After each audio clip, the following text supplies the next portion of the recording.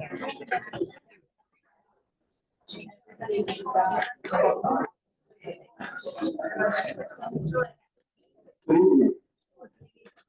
like to start the meeting.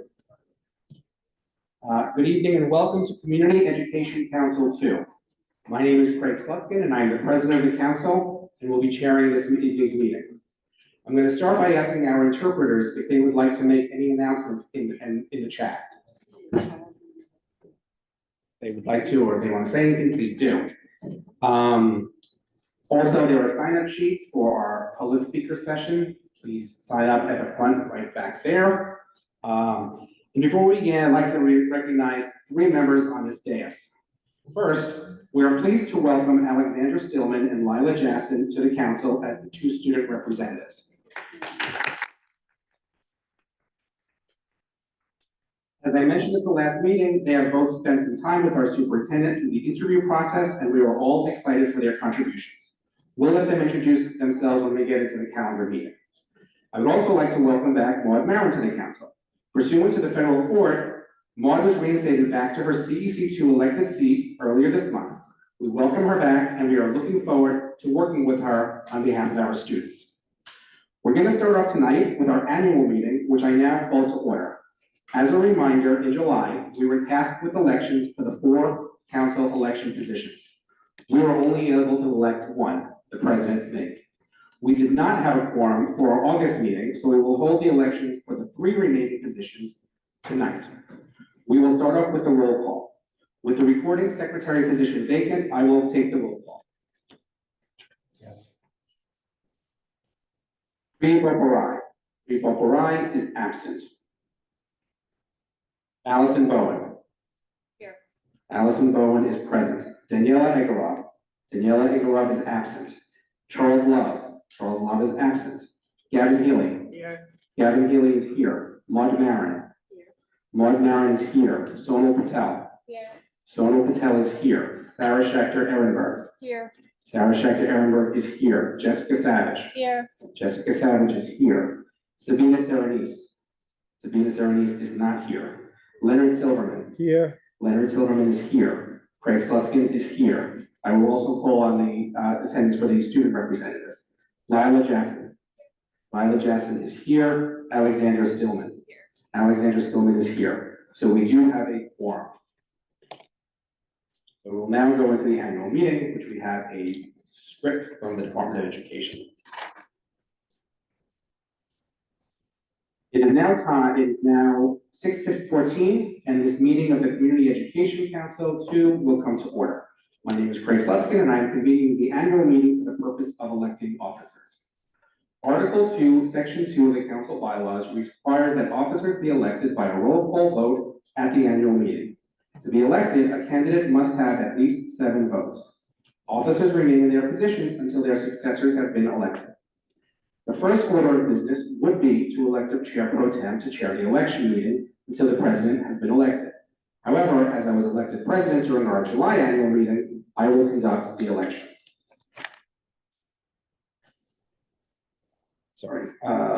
Okay, so to elect officers, we will vote upon each position before moving on to the next so that any candidate not elected to an office can run for others. I will take nominations. Members can nominate themselves. If a member is nominated by another member, I will confirm that they accept the nomination. Nominations do not need to be seconded. If a member is not present but has submitted their nomination in writing to the administrative assistant or another member, they will be treated the same as any member who is present, including having a 2-minute statement read aloud by someone else. Sorry? All right. I'll do it. Yeah. Yes.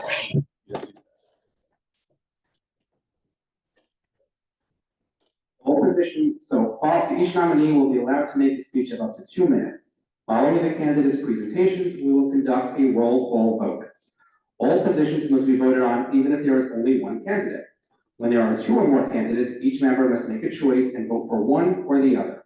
Example, John Doe and Jane Smith are running for president. On the roll call, each member will vote for either John or Jane. The council must not first vote on John, then on Jane. Members may abstain on voting. If no candidate receives at least 7 votes, we will vote by show of hands on whether to do a second round or proceed to the elections for the next office. If a position remains unfilled over 2 or more rounds of voting, the incumbent will continue in the position. New elections for all unfilled positions must be put on the agenda of the following month's calendar meetings until all the positions are filled. Is the procedure clear to all members? Yes. First, we will elect the council vice president. Are there any I will ask if there are any nominations for the office of vice president, and I will start it off by nominating Leonard Silverman. Are there any other nominations for the office of vice president? I accept. I'm sorry. Do you accept? Yes. Okay. Are there any other nominations for the office of vice president? Okay, so there are no other nominations, so we will take this to a vote. Nope. Okay, Prevo Barai is absent. Allison Bowen. Abstain. Allison Bowen abstains. Daniela Egorov is absent.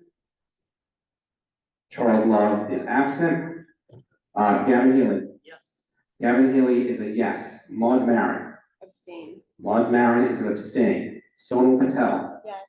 Sonal Patel is a yes. Sarah Schechter Ehrenberg. Yes. Sarah Schechter Ehrenberg is a yes. Jessica Savage. Yes. Jessica Savage is a yes. Sabina Serenise is absent. Leonard Silverman. Yes. Leonard Silverman is a yes. And Craig Slutskin is a yes. The student representatives don't participate in the office votes. So we have a 6-0 to 1, sorry, 6-0 to 2. Mr. Silverman is not elected. I would recommend that we just table it till next month. I would make a application, a motion to table the election, the vice president to next month. You think it's going to change in the next minute or two? Okay, so under the rules, we can take a hand vote. Is everybody okay with a vote next month? Yes. Postponing. Okay. We will now move over, and I'm just noting that Councilmember Charles Love has joined us. We will now take a vote for the position of secretary. Are there any nominations for the position of secretary? I will nominate Daniela Egorov. And she has confirmed to me that she will accept. Are there any other nominations for the position of secretary? Hearing none, we'll take it to a vote. Prevo Barai is I have a question. Just a point of order, if Danielle's already serving as vice president, could she serve in 2 positions simultaneously? She will no longer be it'll be like what I had. She will no longer be the vice president, and that will be vacant. She's elected to a new position. I'm just saying, I thought that you would continue in the position if you hadn't elected someone else. Oh. So, Okay. see, it just Yeah. occurred to me, yeah. Okay, so for now, I guess we will withdraw the nomination, and we'll leave it as is for now. Are there any other nominations for secretary for this evening? Okay, hearing none, we'll push that to the next month. Position of treasurer. Are there any nominations for the position of treasurer? I will nominate Prevo Barai. Are there any other, and she has confirmed to me that she will accept. Are there any other nominations for the position of treasurer? Okay, hearing none, we will take this to a vote. Okay. Prevo Barai is absent. Allison Bowen? Yes. Allison Bowen is a yes. Daniela Egorov is absent. Charles Love? Yes. Charles Love is a yes. Gavin Healy? Abstain. Gavin Healy is an abstention. Maud Marin? Yes. Maud Marin is a yes. Sonal Patel? Abstain. Sonal Patel is an abstention. Sarah Schechter Ehrenberg? Yes. Sarah Schechter Ehrenberg is a yes. Jessica Savage? Yes. Jessica Savage is a yes. Sabina Serenise is absent. Leonard Silverman? Yes. Leonard Silverman is a yes. Craig Slutskin is a yes. So that is 7 votes for, 0 against, 2 abstentions. So Prevo Barai has been elected treasurer. I want to thank everybody, and this will conclude this portion of the meeting.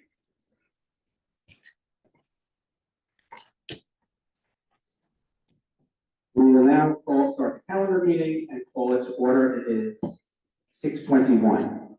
I will take the roll call for the calendar meeting in the absence of the secretary.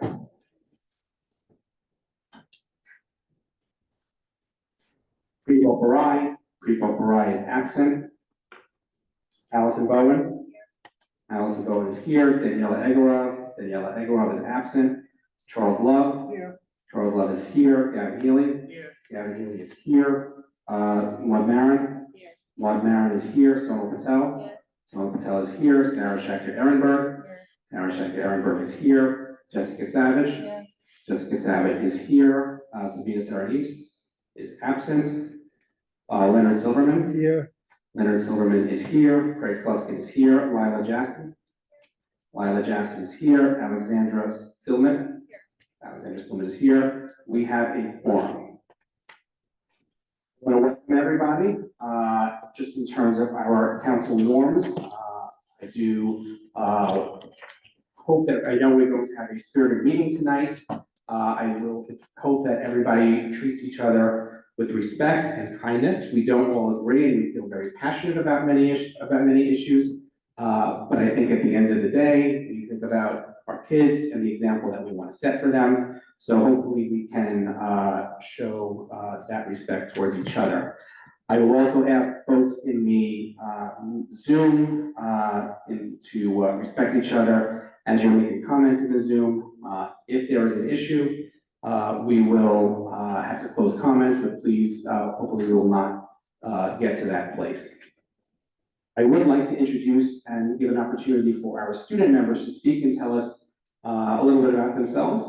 I will start with Alexandra, and you can say anything you want to say. You can say just your name, you can say what school you go to, why you joined, you can say anything, don't feel pressured, but welcome, and the floor is yours. And If we can get them a mic and turn it on.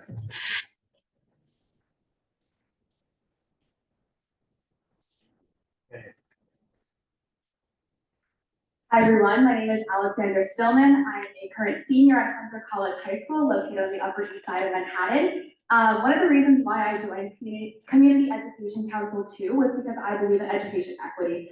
Last year I started a 501c3 nonprofit called Debate for All, which provides over 500 kids in under-resourced areas free debate education to bridge the education equity gap in New York City. So I'm really passionate about providing our students, our future leaders with equal opportunities. So that's my main reason why I joined. Great. Hi, my name is Lila Jason. I'm a senior at the Clinton School, which is in Union Square. I'm passionate about advocating for the needs of all students in District 2, and I'm really excited to get started this year. Great. Thank you. Great. hello, great, welcome. We're looking forward to your participation. We will now go to the presentation of resolutions. We will start off with resolution 259, resolution to affirm CECD2 support of NYCPS's guidelines to support transgender and gender expansive students and rescind resolution number 248. Does anybody wish to speak on this resolution? Yes, I do. Is there a mic? I think you have a mic. Mr. Councilmember Young. Okay, great. So yeah, I think this resolution is, most of the people. Most of the people.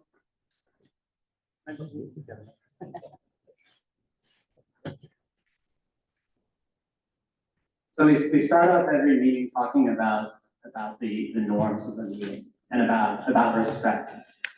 But on this council, respect does not extend to people's, as we have seen since our April meeting, our March meeting. The majority of this council does not believe that respect extends to people's gender identity and their gender expression. And despite that, we have heard overwhelmingly from our community, from students, from families, from teachers, from social workers, from people who are working in our schools, working with our students every single day. And they have told us how important respect for students' gender identity and gender expression is. And so this resolution asks for us to reaffirm the gender guidelines that have been in existence for 5 years, and to rescind resolution 248, which this council passed 8-3 several months ago, that called for a review committee. A review committee of people, not the students, not the families, but of other people, to decide other people's children's gender and gender identity.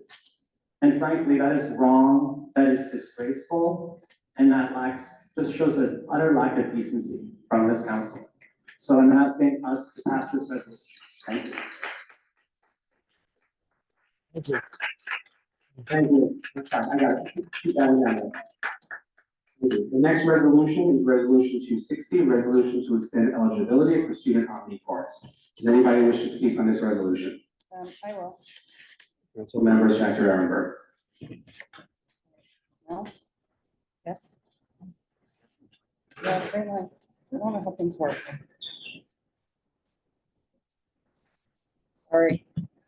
Sorry. No, I think it was fine. Gavin has it. sorry. Gavin has it. Testing. Uh-uh. Just use Gavin's, it worked. Does that work? Go with it. No, that was, the one- that was Oh. Gavin's. All right, I heard the click. There's nothing. Testing, Sorry. testing. Let's do this. We're gonna get a mic. I know. It worked. I'm sorry. So, This resolution, resolution 260, to extend the eligibility for student omni cards. MTA and Department of Education partner to give omni cards to students who live more than half a mile from their schools. Those omni cards have 4 rides per day and are effective 365 days a year, but students who live within a half a mile from the schools are not eligible for those cards. That is not really equitable and fair. A lot of activities happen outside of that half a mile. We all know that sports field space is at a premium here in Manhattan. So students often travel and take the train to play sports for after school. So even if they live close by, they might be going on a train. In addition, students with disabilities and parents with disabilities who help transport their students might be using the train, even if it's under half a mile. Dates and the weekends, all sorts of reasons.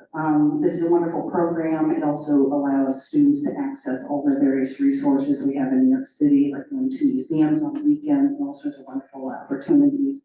And we want that open to all students. This has had a lot of support among our community. There's a change.org, is this the right one? Yeah. What do you call it? Petition. It's got 1,800 signatures. And so, yeah, seems like they should be available to all students. Thank you. Thank you. Testing, okay. Thank you. So now we move into the program presentations portion of our meeting. There were supposed to be 2 presentations, but we did receive a request that the dial presentation be folded into the superintendent's report. Are there any objections? No. who made that? Superintendent McGuire. No, we got it. Okay, great. Oh, The other presentation is presentation of District 2 principals. We are fortunate in our district to have many wonderful principals, and we are fortunate enough tonight to have several of them come and talk about the first couple of weeks in some of the programs in their schools. I'm going to hand over the mic to Superintendent McGuire, who is going to introduce them. From 4 to 1 mic. They all worked before. Good evening, everybody. Thank you so much for having us tonight. My name is Kelly McGuire. I'm Superintendent of District 2. Thank you, Council, and thank you for this opportunity for us to introduce our new school leaders to you all this evening. We are very fortunate in our district to have a large number of both assistant principals and teachers who are working toward licensure in school leadership. And who have really had some very real experiences as school leaders within their schools. And tonight, I just want to give them the chance to introduce themselves to you, so you get to know who they are. And if your children end up attending their schools, then you'll know the faces behind the work. And I know that their work extends far beyond their short presentation this evening. So they're just going to say a few words to you all tonight. And I also just want to really extend a thank you to them for being here this evening as well. I know they had a long day. So I think maybe let's just go in order for the sake of, sorry, Christine. They're all elementary school principals, so we'll start with Christine Wong at PS1. Good evening, Community Council District 2, families and students. My name is Christine Wong and I'm the interim acting principal at PS1 Alfred E. Smith Elementary. This will be my 20th year working at PS1, and my prior roles have included working as a special education teacher in our 12-to-1-to-1 and ICT classrooms, as well as being an assistant principal. I am honored to be in this role and to be able to continue to work alongside our families and to continue the collaboration that we have established here together. I also hope to build new partnerships and opportunities for our children to continue to learn and grow through our dance, visual arts, and science programs. Similarly to the other schools in our district, we are implementing wit and wisdom at PS1. We are looking to align our work with foundational literacy to continue to support students' literacy, learning, and skills. As a school leader, I will continue to support the growth of our Mandarin and Spanish dual language classes, as well as to strengthen our intervention work. As we welcome families back to school a couple of weeks ago, we celebrated our first day with photos that served as a promise that we will all support one another because our families all belong to PS1.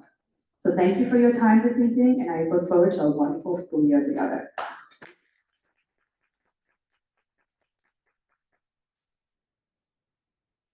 I'll MC it. So I'd like to welcome Rowena Lee from PS42.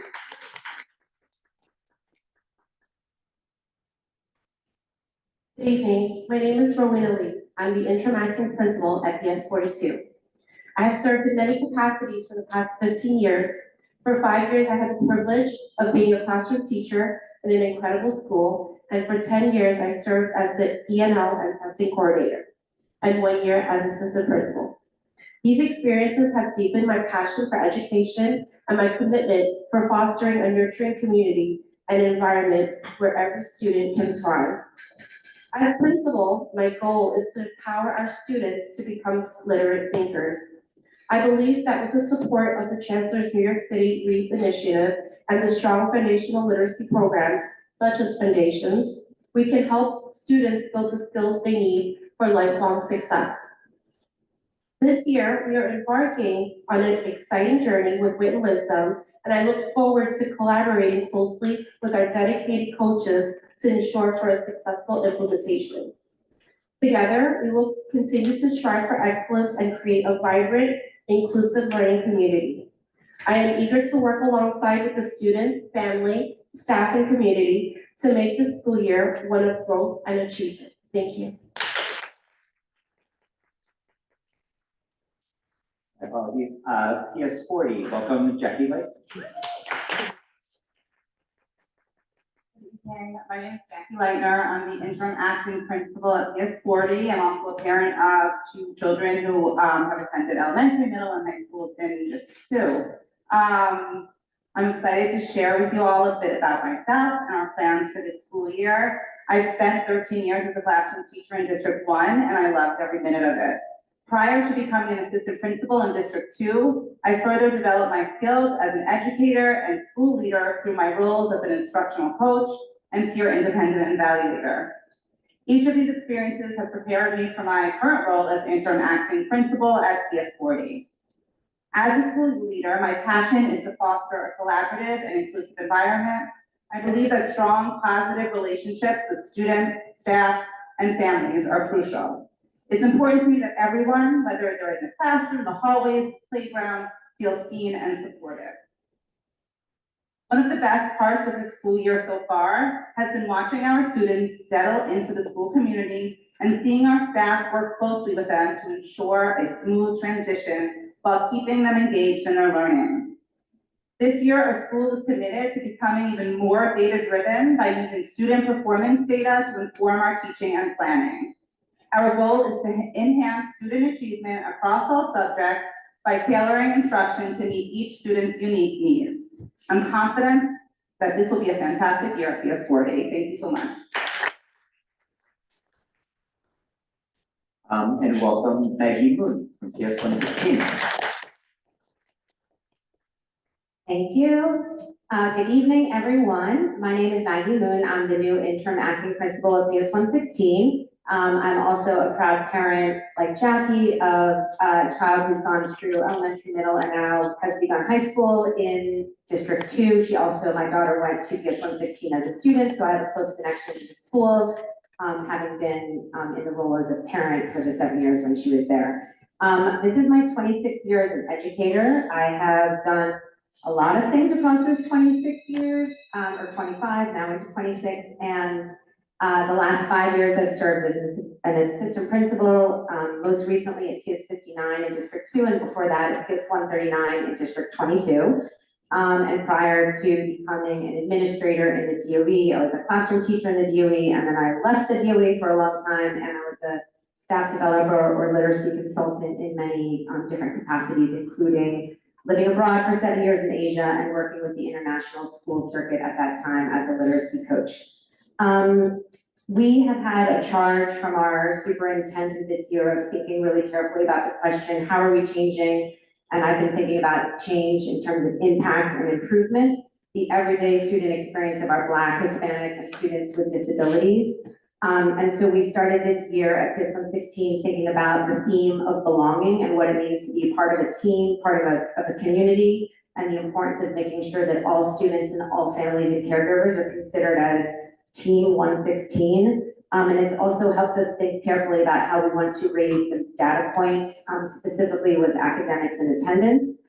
And then this year, we're alongside of all of the other schools in District 2, launching the new curriculum of Wit and Wisdom. One of the highlights this past week and past few days has been welcoming our Wit and Wisdom coach to our building, and getting to know that person who we know is going to provide us a lot of support with the implementation of the curriculum.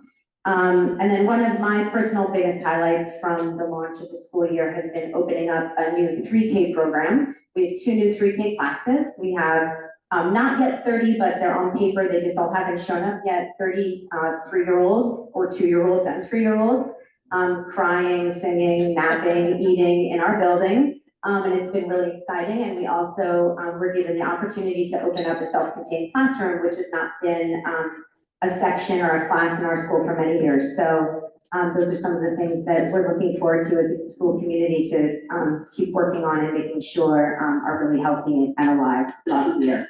So thank you all for listening to us tonight. And last but not least, Casey Corey, who is the principal of PS 343. Hi, my name is Casey Corey, and I am the interim acting principal at PS 343, the Peck Slip School. This is my 18th year in the New York State Department of Education, and this is my 10th year at Peck Slip. 6 of them having been as an AP to the founding principal, Maggie. My career started in District 1 as well, as a special education teacher in a self-contained classroom. That's the real reason I went into education, was servicing the children who needed the most at the time, and that was not just servicing the students, but also the families and making sure that they had everything that they needed in order to ensure that their students had everything they needed. And I come from a family of educators. My grandma was an educator, my mom was an educator, I married an educator. My kids are kind of probably going to be educators at this point. I had 2 little ones who keep me really busy, and it's really, really fun to spend the day away from them, and I get to visit them at night when they're sleeping. No. So a little bit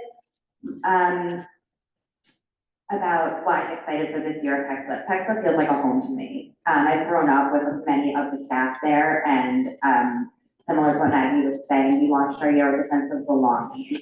We welcomed many new families to our community last year, a lot of migrant families, and it was a learning experience for every single member of our community. And we want to do better at making sure that they feel like they belong in our community. That's with communication to families, that's with outreach, that's with working on attendance, making sure that they're in school. Because we know if students feel like they belong, they're going to come to school. And if students come to school, it's going to improve their academics. So that's something that we're working on in the school community. We are also launching Lit Wisdom, like all of the other District 2 schools, and it's been really, really exciting to get into classrooms and see what's been going on. I got to go into a fourth grade classroom, and they're talking about the heart, and they were talking about the figurative meaning and the literal meaning of the heart, and just the conversation around that. Second graders are taking observations of art and talking to each other about all of these famous paintings. We have 3 pre-K classes this year, and they're edible and they're on my floor, so you'll usually find me in one of those 3 rooms, and they're singing and constructing and playing. The kindergartners are learning how to navigate the school building. It's been a really exciting start to the school year. And I think one of the things that I walked away with from the first few days of school was we have a new family to school. One of the pre-K kids has autism, and the mom wrote a note saying, "We belong here." And I was like, okay, for this year is gonna be great. So, thank you. If anyone wants to visit, come visit. Have a great night. Thanks so much to our new interim acting principals here in District 2 in our elementary schools. As you heard from their presentation, there's lots of years of experience, and so we know they're going to lead great schools now, this year, and into the future. Thanks so much for the time, and thank you all for coming. Really appreciate you.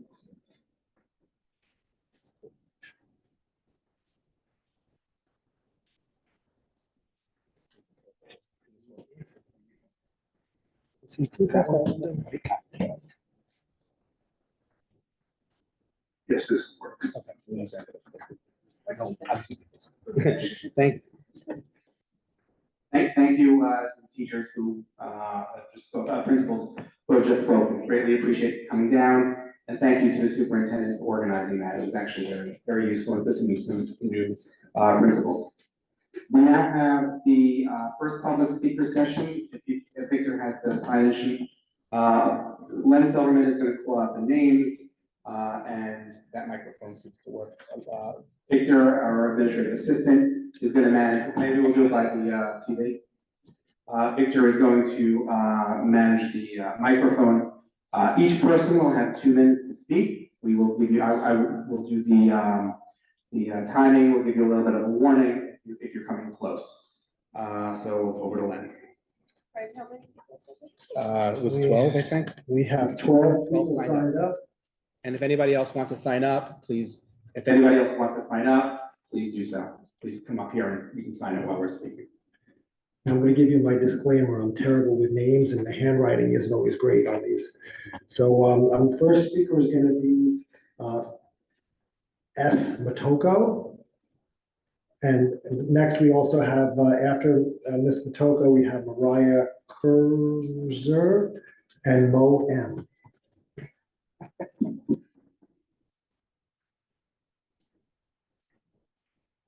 Can you hear me? Yes. Okay. So most of my third graders friends ride school bus to school from all over from District 2.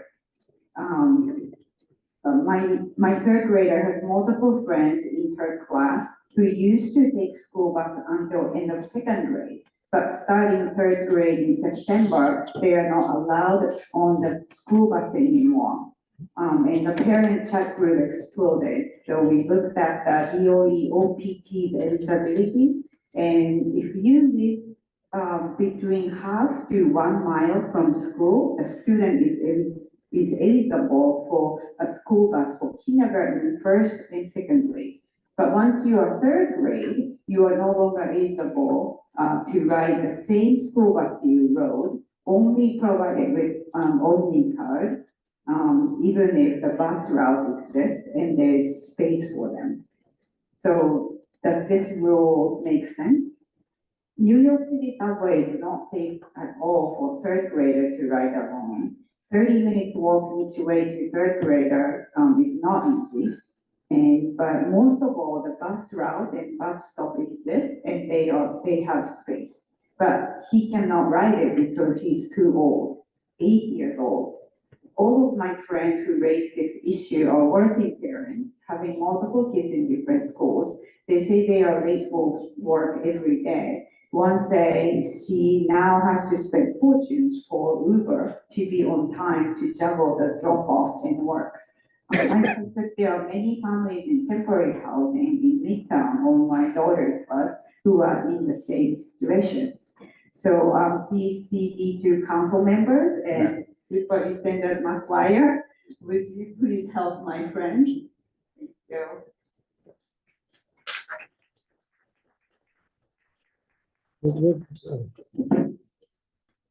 Well, we're gonna take one person out of order because we have a student here. And is there an Odysseus Cambanis here?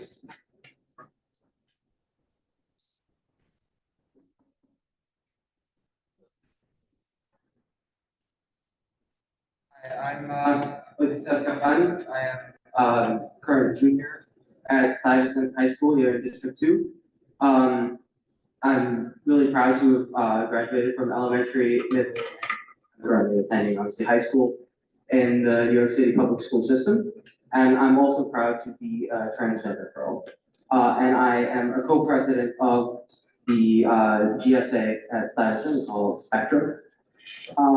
And in the 2 years and a bit so far that I've been at Sty, I've been really, I've really enjoyed the experience I've had with the community. It's been an incredibly accepting community and of people of all races, genders, and sexes, despite some of its faults. But usually, usually kids don't find this kind of thing, this kind of school board or community meeting interesting. But last, was it April, March, last spring, when this board decided to rule against students like me and many of the people in my community in school, I was really proud of how our whole community kind of mobilized against that kind of encroachment on our rights and against our respect, signing petitions, starting movements, raising awareness. And I just want to point out that in the actual school system, the students, the school system is supposed to serve, all that we want is mutual respect for each other. We want to get along and we want everyone to respect each other. And when boards like this make decisions that that break that relationship, that break that mutual respect, it feels really awful to the community. And the role of our education system needs to be to teach but foremost to protect our students. And this board seems to have forgotten or ignored that, and I urge them to reconsider their previous decisions.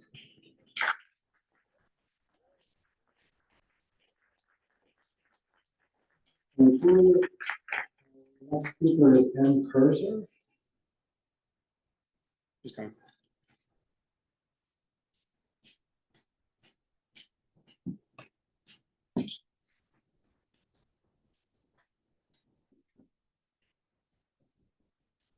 Hi, good evening. My name is Mira Kurzer. I'm an attorney here in Manhattan. I'm also a member of East End Temple, which is a synagogue here in District 2. I'm actually the Rebbitzin, which means I'm married to the rabbi. But I'm here on behalf of my daughter, who is a student in the New York City Public School. My daughter, Clara, is 5 years old. She just finished kindergarten. She just started first grade. This is Clara. She is a transgender girl. And I know that there are people on this council and in this community who believe that she is not really a girl. But I want to tell you about her experience as a transgender girl in a New York City public school. It's been a wonderful experience. We're proud to be public school parents and have benefited from those protections that the DOE has put out. We are proud of New York City and the way that it has protected its transgender and gender expansive students in a way that many other places in the rest of the country do not. What it means for Clara to be protected by those guidelines is that when she is bullied by other students who misgender her, who use the wrong name to refer to her, who say, no, you can't really be a girl, you're a boy, that she is protected. She knows that she can go to her teachers, she knows she can go to the administration, and that they will take care of her. She cannot be forced to use the wrong bathroom, and she is protected from the opinions of bigots who believe that she is not real. And the impact of that on her as a 5-year-old has been enormous. She knows what's fair and she knows what's right and she knows that she's protected by her community. And some of what this council has proposed to do is to keep that away from her. To tell this 5-year-old girl that she is not real, that her experience isn't real. That she's not that's the person that she is. Conclude your remarks, please. 2 minutes. I want to be clear that this is not about sports. She is not trying to cheat at sports.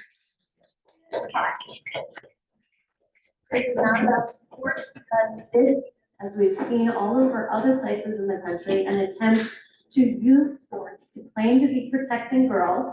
And let's be clear, the claim to protect girls does not include my daughter. Mr. Kosher. This is an attempt to take away the protections that this city is proud to have, and it should not be allowed. Thank you.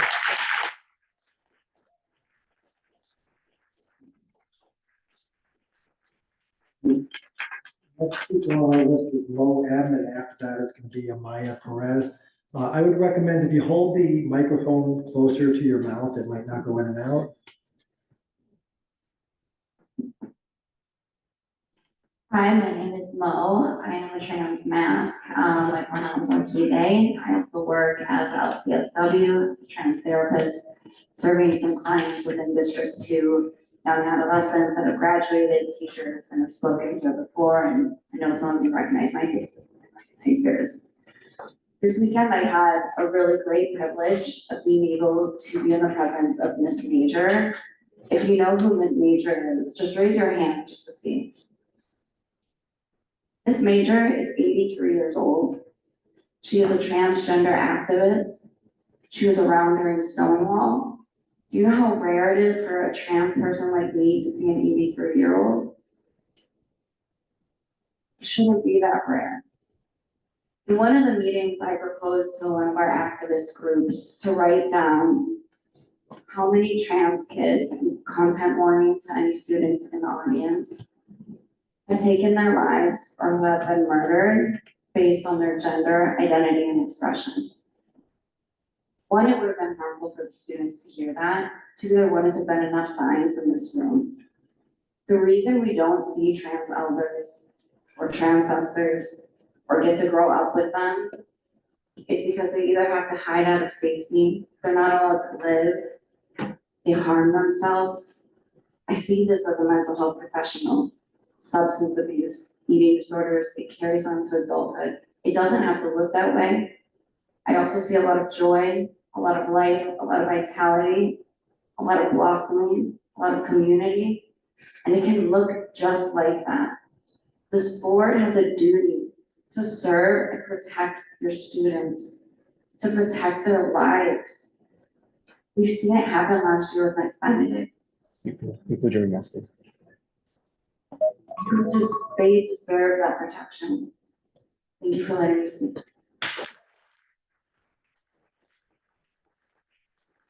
Thank you. Our next speaker is Amaya Perez, and after that, we're going to have Dr. Elizabeth Fedak.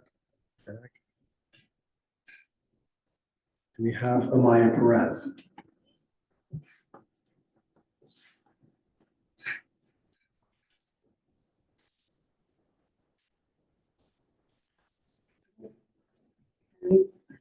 Good evening, council. My name is Amaya. I am the chapter leader to America Against Groomers. Hold on. We're not going to do that. We're going to give everybody the respect to speak. We're not going to do that. We're going to start, if you can start over again, please. Hi, council. My name is Amaya. I'm the Against Groomers. Stop. We're not going to do that. We're going to give everybody the respect to speak. We're not going to make noises while other people are speaking. Can we do that? Can we not make squeaky noises or whatever that is while somebody's speaking? Start over again, and if we need to, we'll keep starting over. My name is Amaya. I'm the Gays Against Groomers chapter leader for the state of New York.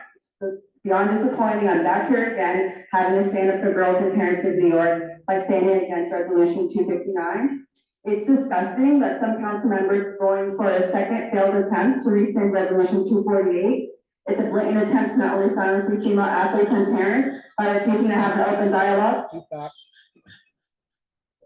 We're gonna start over and we're gonna keep doing it. If you want to be here all night, we're not gonna be, We're gonna give everybody respect to speak their 2 minutes. That's what we're gonna do, whether we agree or disagree. We're a council, and this is a public meeting. Everybody has the right to speak and be heard. So we're gonna give her, she's gonna keep getting her 2 minutes. And I will do this for any person on either side of any side of any issue. It's not about agreeing or disagreeing with the speaker, it's respect for the speaker, and this is the example that we should be setting for our kids. You can start over, please. Oh, here we go. Hello, okay. My name is Maya. I'm the Gays Against Groomers track leader for the state of New York. It's disappointing that I'm back here again having to stand up for the girls and parents of New York by standing against resolution 259. It's disgusting that some council members are going for a second failed attempt to rescind resolution 248. It's a slap in the face to attempt to pass a resolution that reiterates your support for the gender guidelines that take away girls' rights and safety. From allowing trans identifying boys and girls in sports and spaces to instructing teachers to lie and hide the child's medical condition from their parents, these gender guidelines are problematic. There are countless examples of trans identifying male students in female sports and spaces, and the consequences of it. Like, for example, Arcadia High School, when a girl got brutally beat due to approaching a trans-identifying male student about her opinion about him using the girls' bathroom, or the many girls who have been injured by playing sports with trans-identifying boys, like the female volleyball player who suffered brain damage after a trans player forcibly hit her over the head. How many more girls have to end up violently beaten or concussed until we start taking the right to single-sex spaces seriously? So gender guidelines also eliminate girls-only sports and scholarship opportunities, with 90% of the Fortune 500 female CEOs having played a sport, they're crediting the scholarships they gained and the skills they gained from the sports to that. By supporting policies that redefine what it means to be a girl and giving up those female-only spots to biological boys, we're sacrificing girls' futures in the name of false equality and inclusion. The gender guidelines not only sacrifice those rights, but also parents' rights by instructing school officials to hide children's transition and medical condition from their parents, which is a violation of Amendment 14. The gender guidelines state that due to safety concerns or lack of acceptance, we must keep a child defending from their parents. But instead of encouraging for kids to be honest with their parents, we're creating You have a few minutes. and creating a safe environment of those. Creating a safe environment to get the proper medical care they really need. These guidelines foster an environment of both deceit and fear. To give underdeveloped and immature children the power to lead a life of. Thank you. Thank you. The next speaker is Elizabeth.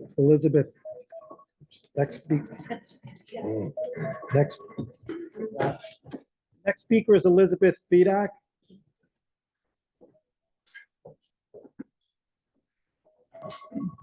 I've already, of course, it starts with an Orphan quote. Feminism requires precisely what patriarchy destroys in women, unimpeachable bravery in confronting male power. I'm Dr. Elizabeth Fedak, Stuyvesant graduate, primary organizer of Roar Women NYC, and I am here to remind you what that looks like. It looks like what Mon Marin is doing. You want to include people, you want to be inclusive, include women and girls as stakeholders in something that should have included them from the beginning. Those of you who would still rescind resolution 248, look at me. Far-right men are not your enemy. Bigotry is not your enemy. Bigotry is your charge, and it took over when the movement you support demonized feminists with the goal of erasing centuries of women's progress. Look at me, I am your enemy. The anti-violence feminists who oppose women's oppression in all forms are your enemies. The women who will go out in public and say it is unacceptable always to groom children by exposing them to pornography are your enemies. The women who say cross-dressing is a fetish and the men who do it in front of kids are roping strangers' children into feeding their fetish are your enemies. You want to be on the right side of history, you need to drop this astroturfed fake civil rights movement as soon as possible. Because right now, it looks like you're willing to destroy the single-sex spaces half the population needs to comfortably attend school in favor of a eugenics project. Either the word woman means something or it means nothing. Do not rescind Resolution 248. Thank you. The next speaker is going to be Michaela Steinkamp.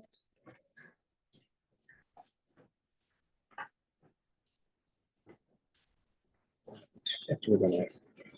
Over there. Yeah, see this one over there? Let's go. Thank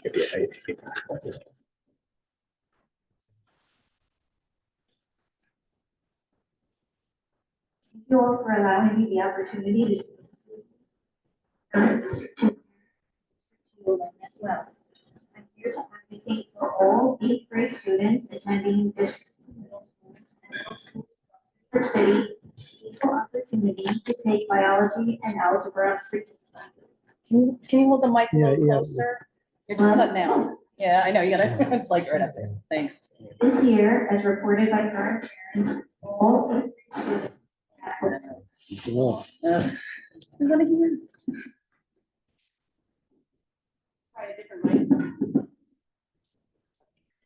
Testing. Testing. They're all going out now. Sorry. Yeah. Oh, just wait 1 second. This year, as reported by current parents, all eighth grade students at Baruch, Sauk, Eastside Middle School, Lab, Yorkville, Morton, and Clinton Middle Schools have the wonderful opportunity to take the biology Regents course in comparison to only 25% of eighth graders at Wagner. And parents and students there respectfully request the same opportunity as the other middle schools. Thank you. Thank you. The next speaker is, it looks like August Groden. Sorry, you can repeat your name if,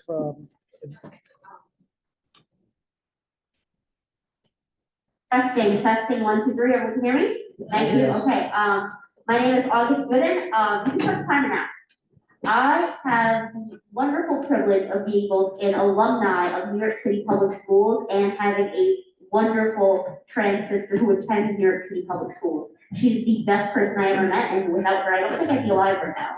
I love her so much, and I can attest to the importance of equality-based protections in schools. When I was 14, I made the brave decision to change my name in my school, and it made me feel more connected to and closer to the people that I was speaking to, both in the realm of educators and in the realm of students. And having people who stood up for me and protected me made it safer for me to go to school, and made it safer for other children to go to school.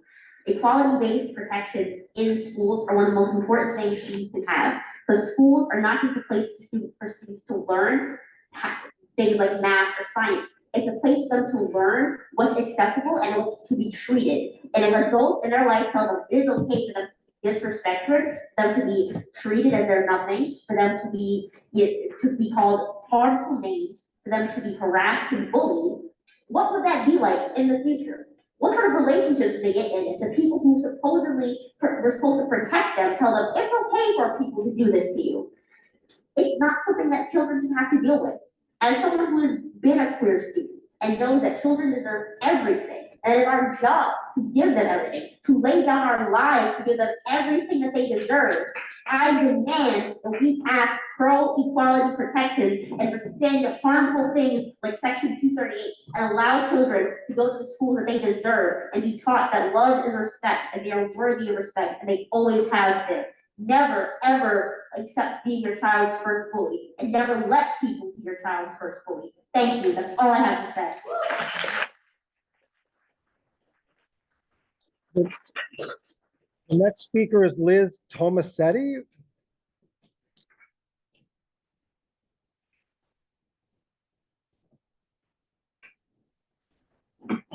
And then we're gonna have Chrissy Rose after that.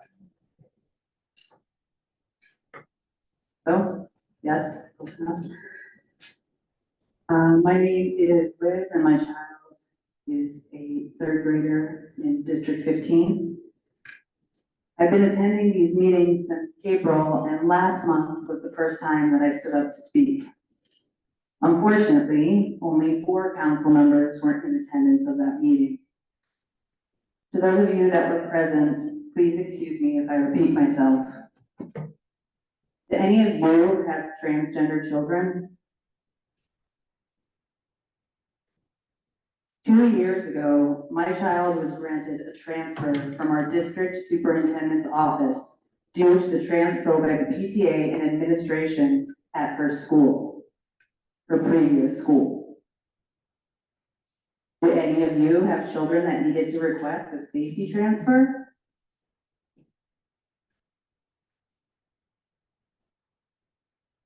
I guess an eye roll is a no.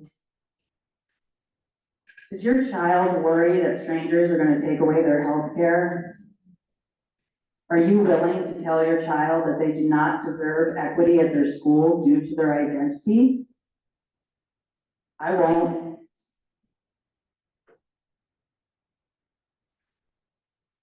Your job on this council is to be driven by the needs of all students, not just those of your child.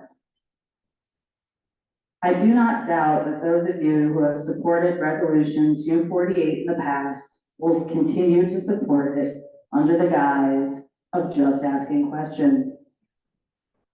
But it is your shame and the damage is your responsibility as a result of proactively choosing to hurt already vulnerable children in your community. Thank you.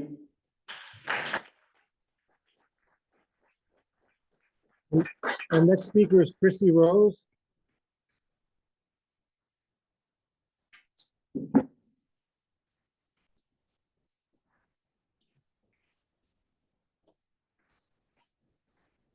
Hi, my name is Chrissy Rose. I'm a black belt in full contact karate and a semi-knockdown champion. I'm also a martial arts and self-defense instructor, and I teach both kids and adults. I'm going to keep it simple. Policies like the one being discussed that prevent kids from playing on the team or with the group that aligns with their gender hurt trans kids. I teach kids, including trans and GNC kids, and I have seen how they thrive when they are affirmed and allowed to participate as themselves in athletics. Activities like martial arts are unique environments for kids to experience challenge, cooperation, teamwork, and fun. That growth is not possible if kids are excluded, and it's not possible if adults are using athletics as a vehicle to tell kids who they are. Frankly, it's absurd for an outside review committee to decide something like what team a child can be a part of based on what they think that child's gender is. I'd be interested to know if anyone on that committee is trans. If not, how could they possibly understand and advocate for the needs of trans kids? And finally, a note on the impact on female athletes, since that's in the title of Resolution 248. I think it's pretty disappointing that that's used as a selling point to exclude trans kids. We're talking about kids' sports. Why is who wins more important than all of the things kids get out of sports that aren't medals? And I'm not going to get into anything about biology or hormones. There are people who can do that much better than I can. And frankly, if you're a person who professes a concern for that, you should be doing some reading on that yourself. What I will say is that I am who people are talking about when they talk about protecting female athletes. And what I have to say to that is, don't do me any favors. Don't you dare exclude and harm trans kids in my name. I am happy to fight trans women, and I do. It is an honor to train and compete with them. Including trans women in sports doesn't hurt cis women in sports. The more women have access to sports, the better. Thank you.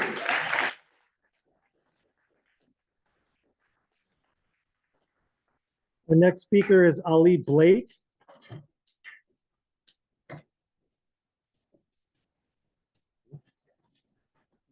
Hello, my name is Addie Blake, and I join you today as a queer and trans educator and education scholar, urging the council to pass number 259, affirming youth through the existing guidelines for supporting trans and gender expansive students, and rescinding resolution 248, as the overwhelming majority have sought since that resolution was first proposed. A mentor of mine, Dr. Jasmine Ma, who is a queer parent, PTA president at PS3, and professor of education, who's unfortunately at PS3 tonight and can't make it, also wishes to share her support for resolution 259. As so many have shared, a yes for this resolution is a needed affirmation for all youth in the district. If the council is truly acting with the concern for an interest in supporting girls, those who participate in school sports teams and otherwise, then policies that affirm and support trans and gender expansive youth are a route toward just that. Because policies that support trans and gender expansive youth bodily autonomy and self-determination uphold bodily autonomy and self-determination for all.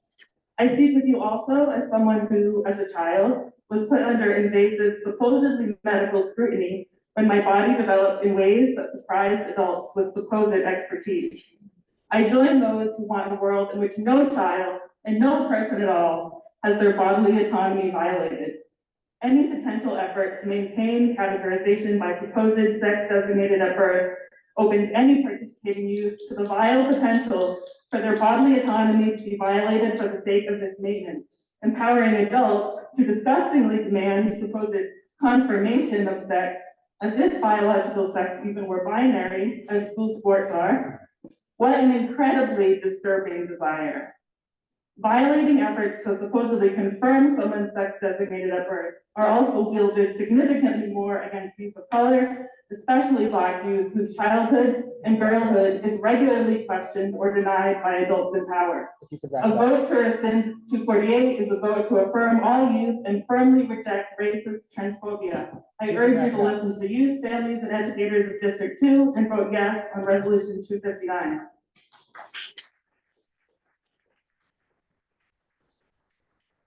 Thank you. And our last speaker is Ms. Daniels.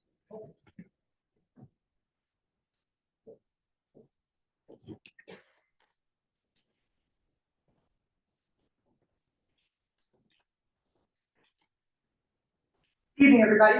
My name is Elena Daniels. I've been teaching at NYC schools for 13 years, and currently I'm the co-founder and executive director of Transformative Schools, the trans app sold 2 blocks from here on Christmas week. The first thing that I want to say today is thank you. Thank you to everyone who has shown up tonight and monthly to advocate for rescinding 248. I'm curious, how many of y'all will keep showing up until 248 is rescinded? Raise your hand. Thank you for your commitment to our community. Thank you, Gavin, Sonal, Jessica, and Sarah, for authoring and sponsoring tonight's resolution. Thank you for your commitment to continue submitting rescind resolutions until CEC2 rescinds this hateful policy. At the start of the school year, one of the things we talk about in class is the difference between intent and impact. Intent is what you're trying to do. Well, intent is what we were trying to do, what we were hoping to achieve with our actions. For example, last year, Len and Craig justified their support of resolution 248 by talking about their benign intentions. The problem we talk about with students is that intentions and impact aren't always the same thing. Quite often, we can have good intentions and still cause harm. Since it passed, we've clearly and consistently heard from members of the trans community that regardless of our intentions, the impact of 248 was harmful. However, today, I want to discuss the ways that policies like resolution 248 harm cisgender girls, those that you are claiming to try to protect. And I want to talk about the ways that those who are harmed are particularly those who do not fit Maud Maron's definition of white femininity. And so I'm curious, Maud, how would you propose that the DOE determine if a girl is cisgender or transgender? Sorry, this is not a question. It's not an interactive, so Ms. Maron should not answer. Will not answer. Other folks. And if you could start wrapping it up, because you're too Amaya, would you have a proposed solution? it's not interactive. People should not be answering. Okay. Then I would be curious to anyone in this council who does not choose to rescind 248 tonight to please explain during your speaking time how you would choose to determine whether a girl is cisgender or transgender, particularly after Allie spoke so wonderfully about the ways that it's impossible for girls really to tell, and the ways that it can harm girls, such as those in Utah and other places, our boxer at the Olympics, who get accused of being trans for not fitting, again, Maud's definition of cis white femininity. Thank you.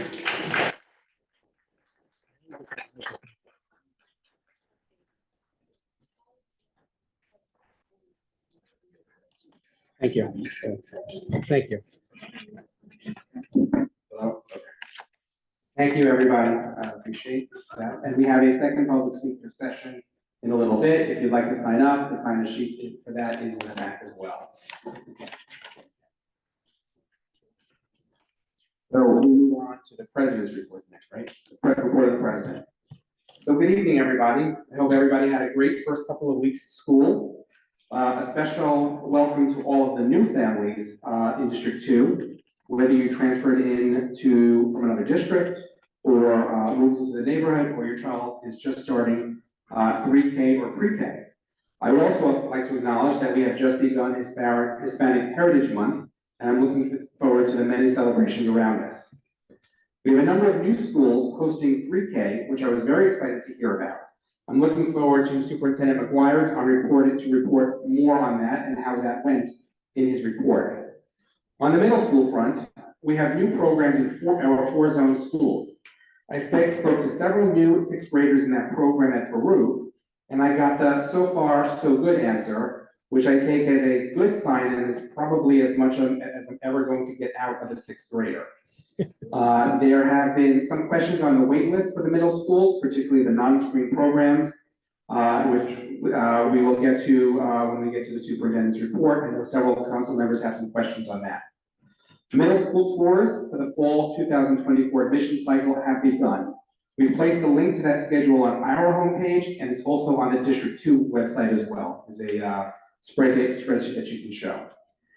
The DOE tweeted about a new school bus app where you can check on your child's school bus on schools.nyc.gov/school bus app. We'd love to hear your feedback. Please email us at info@cec2.org and let us know how it's going. I know pupil transportation is always a very big challenge and a very big issue for many families. So please let us know if you're having any problems or actually any feedback at all, good or bad. He's not here tonight, but I would like to congratulate Gregory Faulkner, who has been the chair of the panel for educational policy for the past year, on his selection to continue in that role. I've spoken to him a few times over the past year, and I know he's a person who deeply cares about our kids and about our school system. As I mentioned earlier, we're very excited to have the two new members with us tonight, Alexandra and Lila. We're excited for them to join us. Finally, I want to acknowledge someone. Our longtime family leadership coordinator, Jennifer Greenblatt, retired last month. Words cannot express our gratitude and appreciation to her. She has served many roles in this district: parent, PTA president, advocate for new schools, including leading the charge for the building of Elro many years ago, and family leadership coordinator. I've gotten to know her over the past year, and now that I'm on the CEC, and even before that, when I was PTA president at my school. I've begun to rely upon her wisdom and guidance. I'm going to ask Len Silverman just to speak about her for a couple of minutes, if you'll indulge us, as Len has worked with her for many years in his role as council member, PTA president of, I think, about 32 different schools, and head of the D2 President's Council. Len? So please forgive my lack of eloquence. I didn't prepare anything in writing, but I thought it was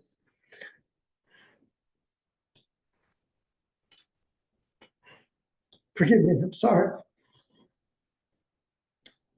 You know, Jennifer's retirement is a happy thing, and that's what we should remember.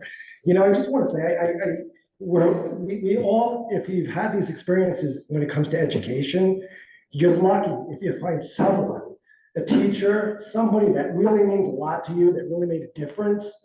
I think we've all met those kind of people. Maybe for some of us, it was an elementary school teacher. For some of us, it was a middle school teacher. It might have been a principal, even, I'll say, a superintendent on occasion. But there are those people that come into our lives and they do their job so well, and they do it with such dignity, and they do it with such, they just do it so well that you're just in awe. And Jennifer Greenblatt is truly one of those people. I first had the opportunity to meet her 13 years ago when I was the vice president of the PTA at the lower lab. And I very quickly realized that if there was ever an issue that you needed to have an answer to in District 2, she was the person to go to. Jennifer has always been there. and has always been an amazing resource for people in our district, for the families in our district. If anyone had an issue, if anyone came to me as a PTA member or as a parent and said, hey, can you help me out, Len? If I wasn't able, if I didn't know the answer, I would say, I don't know the answer, but I know who does. And I would send them to Jennifer. I'm not a religious person, but I want to use a religious term here, and that's the word blessed, because I think we're really blessed to have had Jennifer in this district. I'm sorry, I apologize, but I can't begin to tell you how much she means to me and how much she's meant to the families in this district and anybody who's ever worked with her. What a great job she's done. Jennifer, I don't know if you're out there watching this, but I just want to let you know that we are so grateful and thankful for all that you've done. We're so amazed to have had the opportunity that you spent over, I think, 20 years in our district. I know she was involved with being PTA president. She was instrumental in getting Eleanor Roosevelt High School for our district. And if we're lucky, hopefully, maybe somewhere down the line, there'll be somebody with even half her talent and capabilities. So it's big shoes to fill for our next family leadership coordinator. But from the bottom of my heart, love you, Jennifer, and we will miss you. Sorry. We're playing sad movies too. I just want you to know. Thank you, Lynn, and I echo every one of those sentiments 1000%. Sorry. We're going to move now to the report of the Community District Superintendent, Superintendent McGuire. Sorry, I voted you. Sorry. Well, maybe not sorry. I don't know. Don't give me that. There might be no. There might be no. And please say something to get me out of this emotional state. Yeah. I'll do my best, Lynn. I also just want to echo the things that you said. Jennifer, when I got this job, she talked about the number of superintendents that she had trained over the years. That's part of the language that she was using was training, and I think she worked for 13 different superintendents in the 21 years that she worked in her role, and so I'm very appreciative of all that I've learned from her as well. So thank you so much, everybody, for having me tonight. My name is Colin McGuire, and I am Superintendent of Community Schools District 2. And we are going to be covering a few things today as we're kicking off the start of the school year, which has been a very, very smooth and very, very exciting start of the school year. We have a bunch of new programs. We have a bunch of new classes. We have a bunch of new school leaders. And so we're just really excited for this coming school year. So we're going to talk a little bit about some of the coaching and professional work that we're doing, a quick overview of state exams. 3K, we will touch on our Civics for All program, as well as our new program that you all will be invited to called School Spotlight Visits. I'll explain that a little bit. Talk a little bit about school safety and culture, and then, of course, some key dates ahead. But just you heard tonight from 5 of our new principals. But paired with those new principals in the district, we have 5 new principals, but we also have 10 new assistant principals that are working here in the district.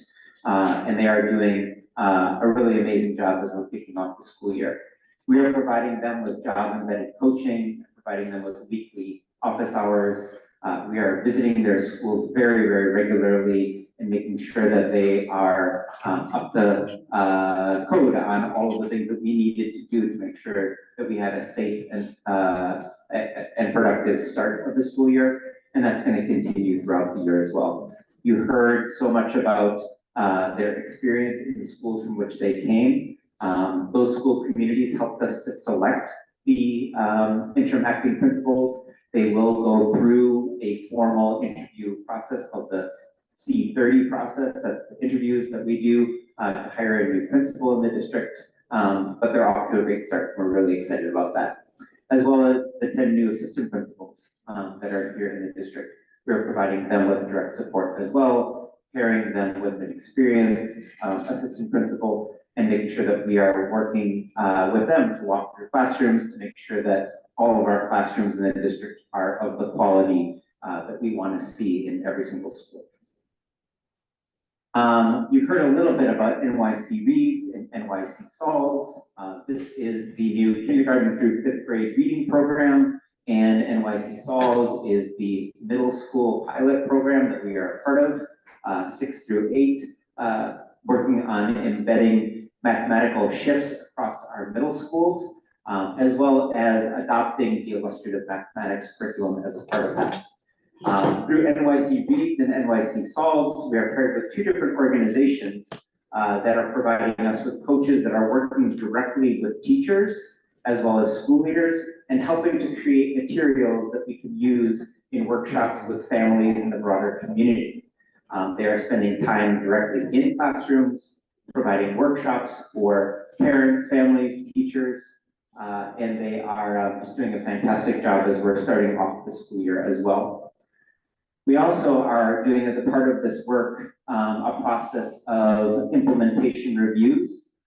We, as a district team, will be visiting all of the classrooms across the district twice a year. We'll be looking at the implementation in a structured way of both our wit and wisdom curriculum and our illustrative math curriculum, making sure that in literacy, we are adhering to the instructional shifts that have been adopted by New York City in literacy as well as in mathematics.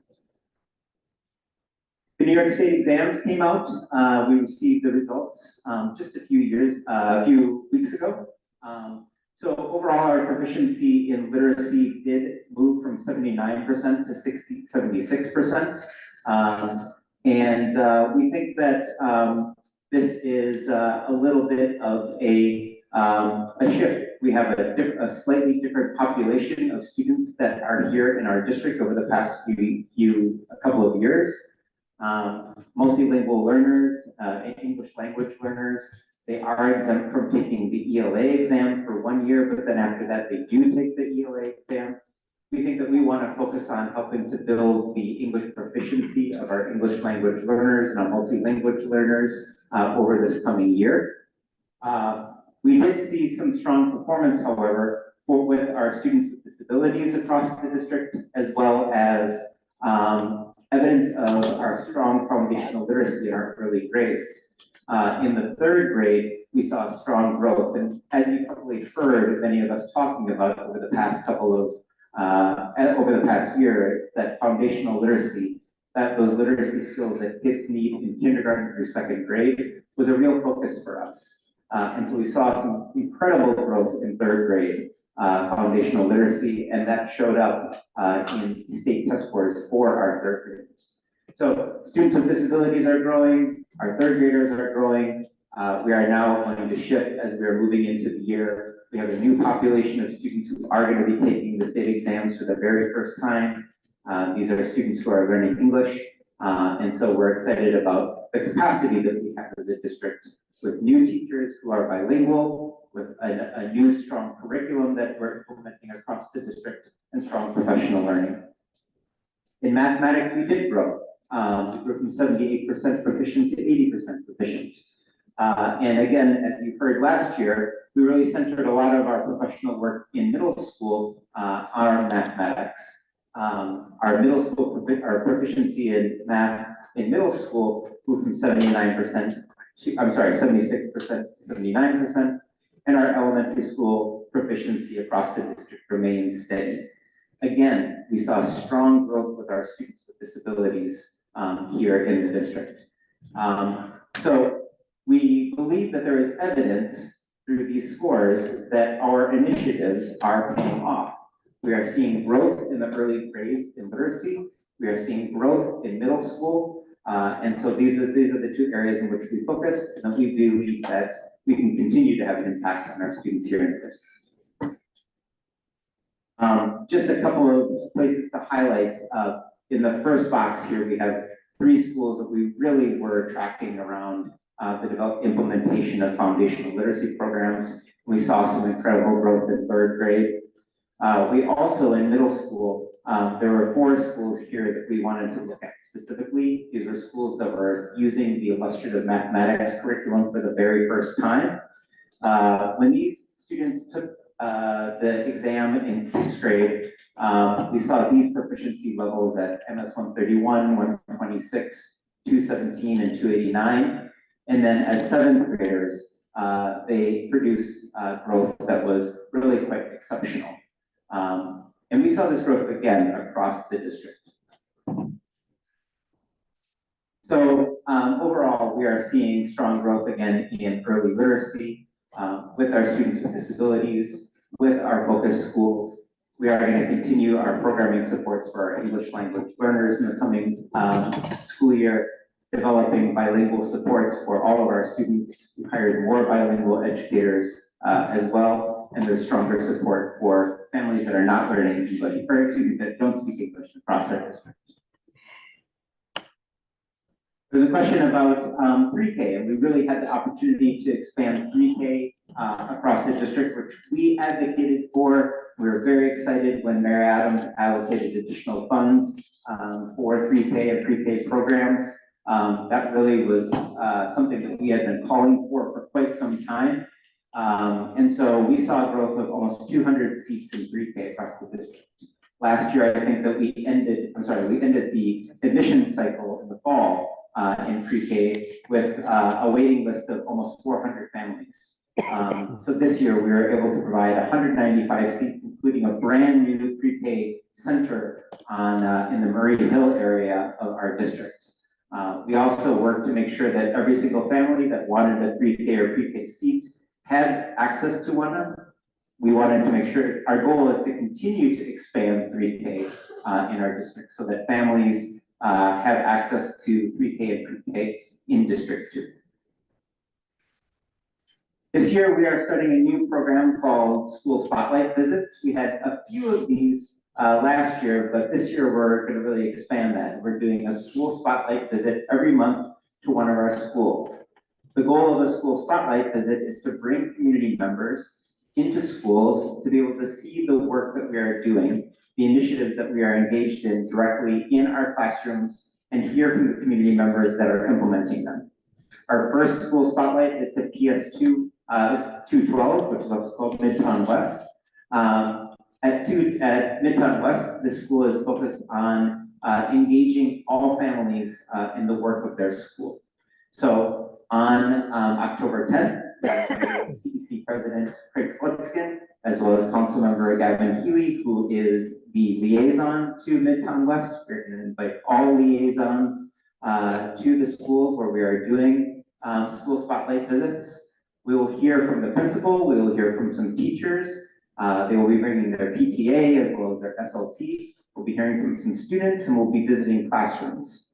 So this is a part of what we want to do with our school spotlight visits. Our goal is to take what we're doing inside the classrooms, turn it inside out, and really give you the chance to see what we're doing.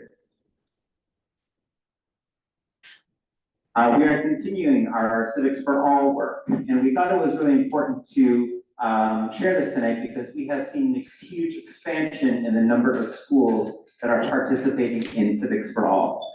Last year we had just a few, there's a small handful that we're doing. This year we have 15 schools that are participating in the participatory budgeting part of Civics for All. We are now a Civics for All district, which is really, really exciting. And the mission again for Civics for All is to cultivate civically ready students across New York City public schools, K-12, by collaborating with teachers, education leaders, and partners. We see this as a great way for us to expand opportunities for students to share their voice, for students to get involved in school-based decision-making, for decision-making, for students to really show how it is that they are involved in their schools and in their classrooms, and to create real partnership between both the children and the adults who are in schools. So we're really excited about Civics for All, another one of the Chancellor's initiatives in the coming years. We're also working to strengthen and develop a positive culture.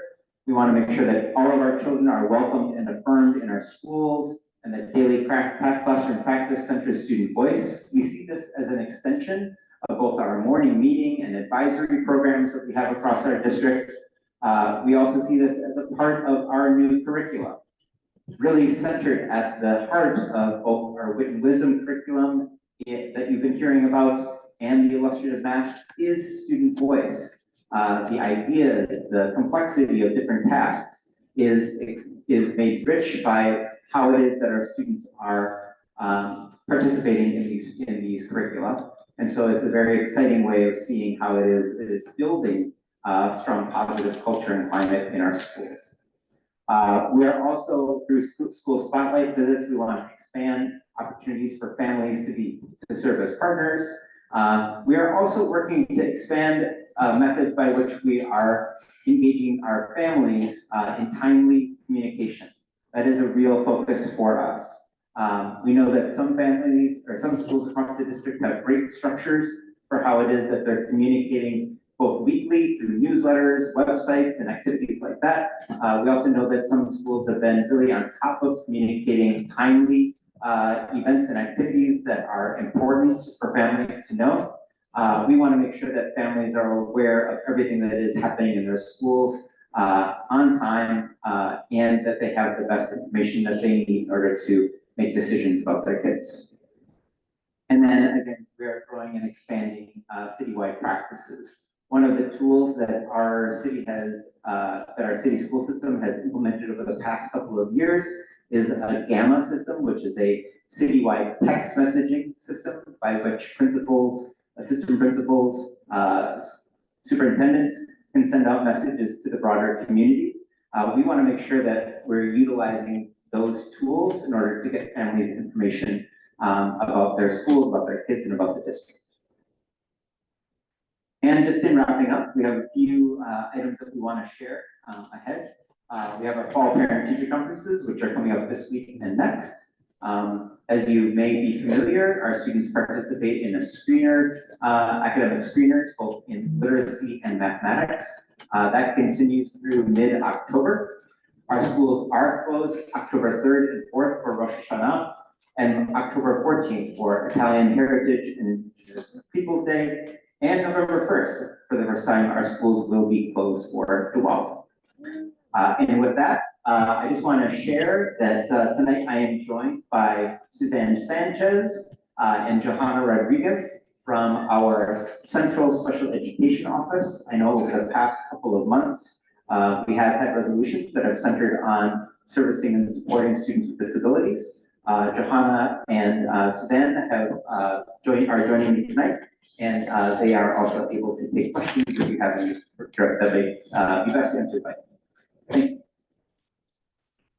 CPD is work. I don't think anybody do it. Testing. Testing. That's the bad. This one doesn't work at all. Can Testing, you shut that off? testing. Maybe I think if you shut yours, mine might work. Yeah, testing. I think that's what it is. We can't have two on at the same time. I think that's what the issue is. Yes, it's his fault. Thank you, Superintendent McGuire. I will take any questions from the council. I just want to ask one question to start off with on illustrative math. We've seen a lot of coverage about how teachers hate it. This is from press coverage for various parts. Teachers don't like it, parents don't like it, not necessarily from our district. It's just, you see precedent across the city. Seems, according to you, where we've implemented, it's going well in our district. Could you talk about that? Talk about why our district would be different than any other district, why it might be working, or is it not completely working in our district, or, if you could just comment on some of that, that would be helpful. This District 2 has the best teachers, the best school leaders, the best students. No other reason why. We do have those amazing folks who are here inside our community. But also, I do want to just give a shout out to both our school-based professional development teams and our district-based professional development teams. They have done an incredible job of being there for teachers whenever it is that they have needed it. We have rushed to schools when a teacher has questions about curriculum or instructional practices. We have held monthly events for all of our teachers across the district around professional development. I also want to make an important distinction between the citywide practice, which has been centered really on the high school implementation of algebra.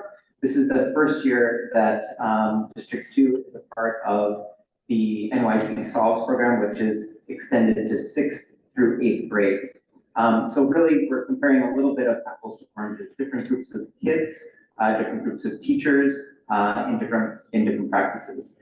That being said, anytime that you do something new that hasn't been done before, it is a little bit scary. I'm just very, very confident in the work that we are doing as a district to be able to support our teachers and school leaders. And as I always tell our principals that we know that they have incredible resources inside their schools. Experienced teachers, coaches, smart and academically focused school leaders, and that they are utilizing those resources to make sure that their teachers are doing well, and then kids are doing well. So I do think it is going well in our district. And we're continuing that in the second year of our district-wide rollout. We do also have a few schools across our district who are now going to be in their third and fourth year. Wagner Middle School, Baruch Middle School, Lab Middle School, Salk Middle School, they all have actually been using the curriculum for a little bit longer. So we have been able to use those classrooms as pilot classrooms and brought all of our teachers there to see that work in action. And that's been a really great strength to have. Thank you. Thank you. And Thank you. And my other question before I turn it over to my council members is something that we touched upon, and it was touched upon tonight, on the disparity of the biology regions amongst schools in the district. If you could touch upon that. I shut it off. There you go. That's what it is. Like typing. So we have committed to providing biology regions in every single one of our middle schools, and we have expanded that program to every single middle school in our district. Some of our schools are taking a little bit longer ramp to make sure that that's accessible to all students, but I would love to hear more from families that are interested in having this expansion implemented this year. We are welcoming any student in the district to participate in the biology regions exam. And so that program, as well as supports that are in the school, will be open to all students. But we have expanded biology regions to every single school, and we're going to continue to make sure that that's a strong program moving forward. Thank you. Thank you. I will ask any members of the council if they have any questions for the superintendent, the deputy superintendents, or our special guest that came with him about the special education services. Allison. Councilwoman Bowen.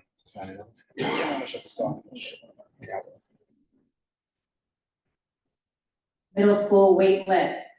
I have been getting a lot of questions from parents over the past few days because there has been virtually no movement on middle school wait lists, particularly at the formerly street schools, Salk, Lab, Clinton, Eastside Middle School. And this is a big discrepancy from how much the wait list moved last year.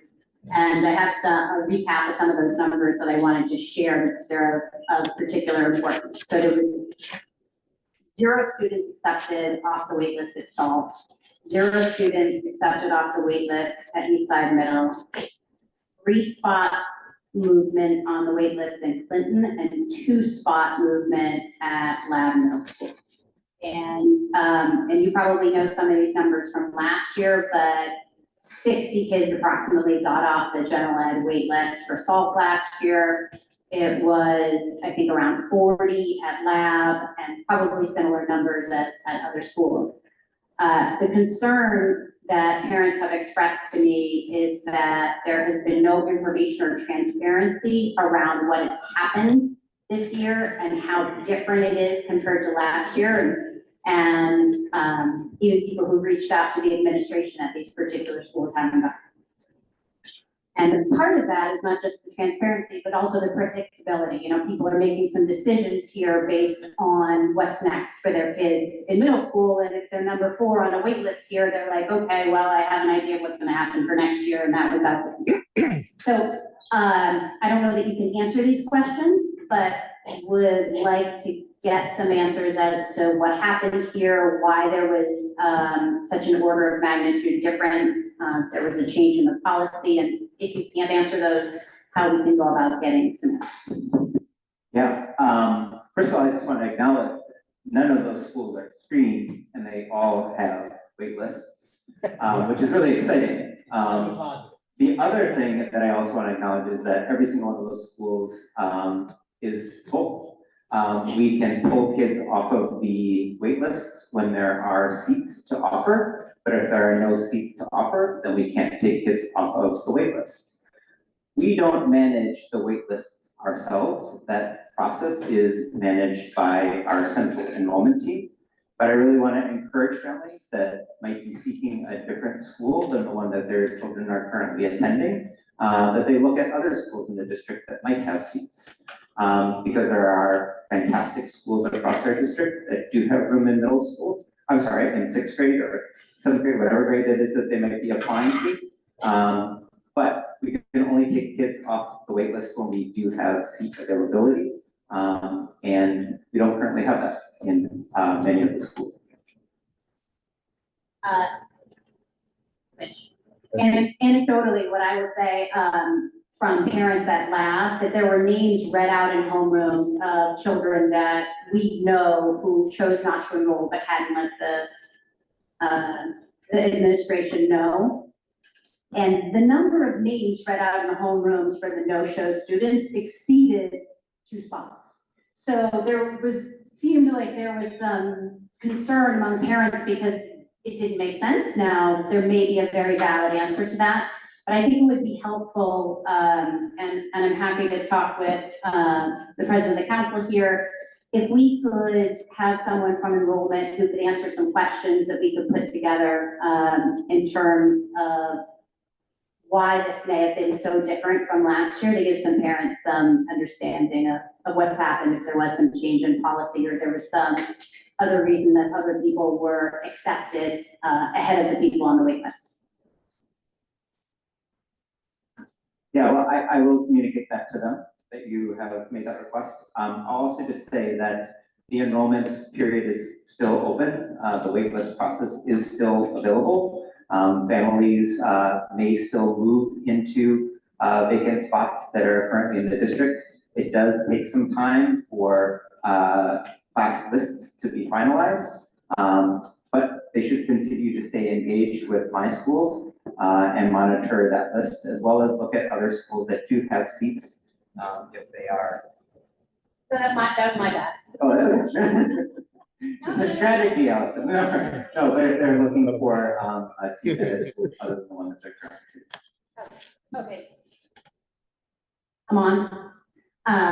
They have been told, parents have been told that the wait lists are closed and those schools are no longer accepting students. So that's different than what you're saying tonight, but I feel like there's a lot of either misinformation or lack of information. So we'd really like to have someone from enrollment to answer some questions around this. Thank you.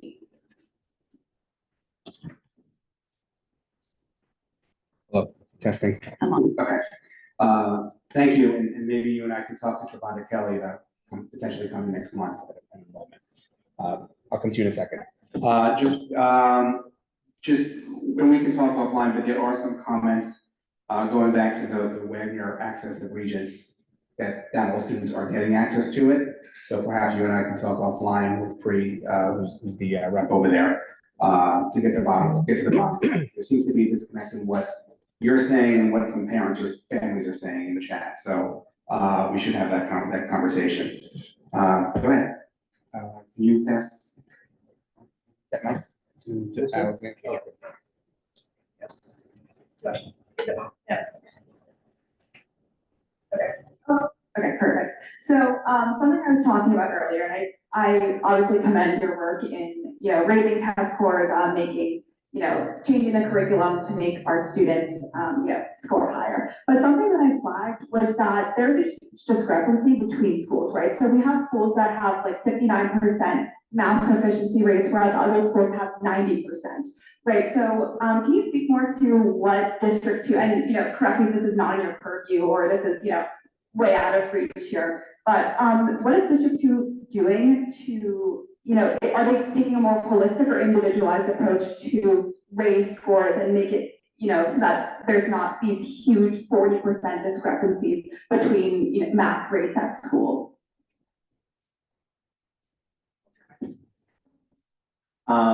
So what we want to do is that we want to raise proficiency and achievement for all kids, regardless of how it is that they enter the school. All I can say is that many of the proficiency rates are different elementary schools have different rates of proficiency. And some of them exist in areas of the district that have lots of resources, have long histories of students who have performed well. We know that achievement often tracks with different things like students who are learning English or socioeconomic background. Some of our schools exist in parts of the district where those things are strong. Some of our schools exist in places where it is not. But regardless of how students enter our district, regardless of how it is that we enter our schools, we want to make sure that they are growing as much as they possibly can. One of the things that we are doing with adopting a common curriculum across our district in both literacy and mathematics is that we really want to make sure that the best practices that are associated with these curricula are available to all schools. In some of our schools, we have teachers who have been teaching for 15, 20 years, so real master teachers. In other schools, we have teachers who are, or the preponderance of them, are newer to the profession. So there's a lot of different factors, but we think that one of the things that can help to mitigate these different factors is by having common curricula and common practices that. Thanks. Yeah, thank you. Are there any other questions? Councilmember Keeling.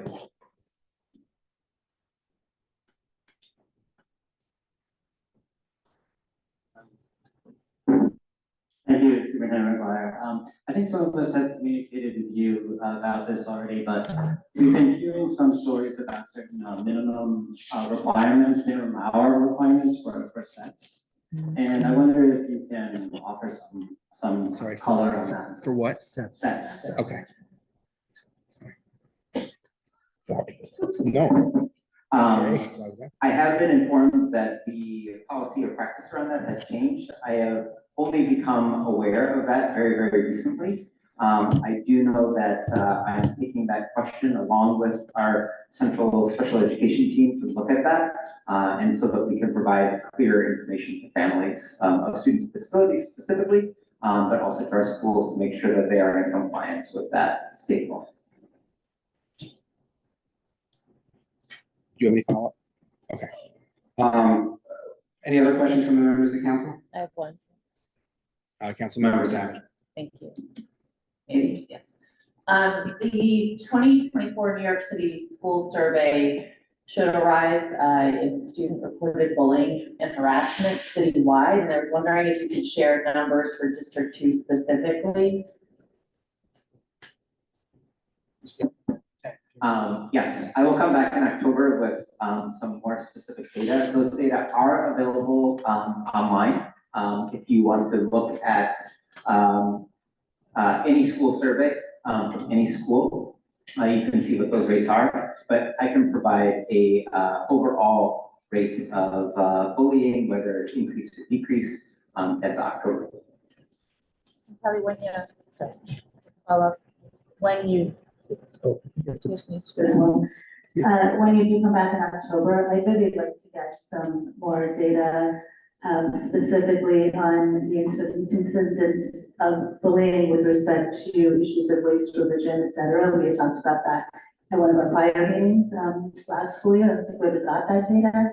There's a lot of anecdotal and, quantitative data around bullying, increase of bullying, particularly around girls of color and particularly around Muslim students. I'd really love to hear more about that. As it relates to D2 in particular, but just your sense of what's happening in New York City public schools. Thank you. We will make note of that. and make sure that we come back with that specific data. We might not have anything for 24, 25 yet, but hopefully we don't have anything yet. But we can come back with data from the 2023, 2024 school year. Thank you. Thank you. Thank you. Hello, testing. Oh, there we go. Thank you, and this might be something, and we should definitely speak about it next month, but this might be a topic for your committee, Jessica. I mean, I think just because to do a deep dive and really give it the time and attention that it deserves, because I don't know if we can do it justice in a short presentation. Thanks, Frank. Just a suggestion. No, that was kind of the idea. Yeah, so. Thank you. See, we think we're on the same plane. I do have one final question. Do we have in our district many new families from other countries, migrants? Do we have a lot? And how are we supporting these students now? Because we've learned a lot over the last couple of years in what works. Hopefully, we've learned a lot over the last couple of years in what works and what doesn't. Hopefully. And do we expect a lot of those families to be moved around because of the shelter rule?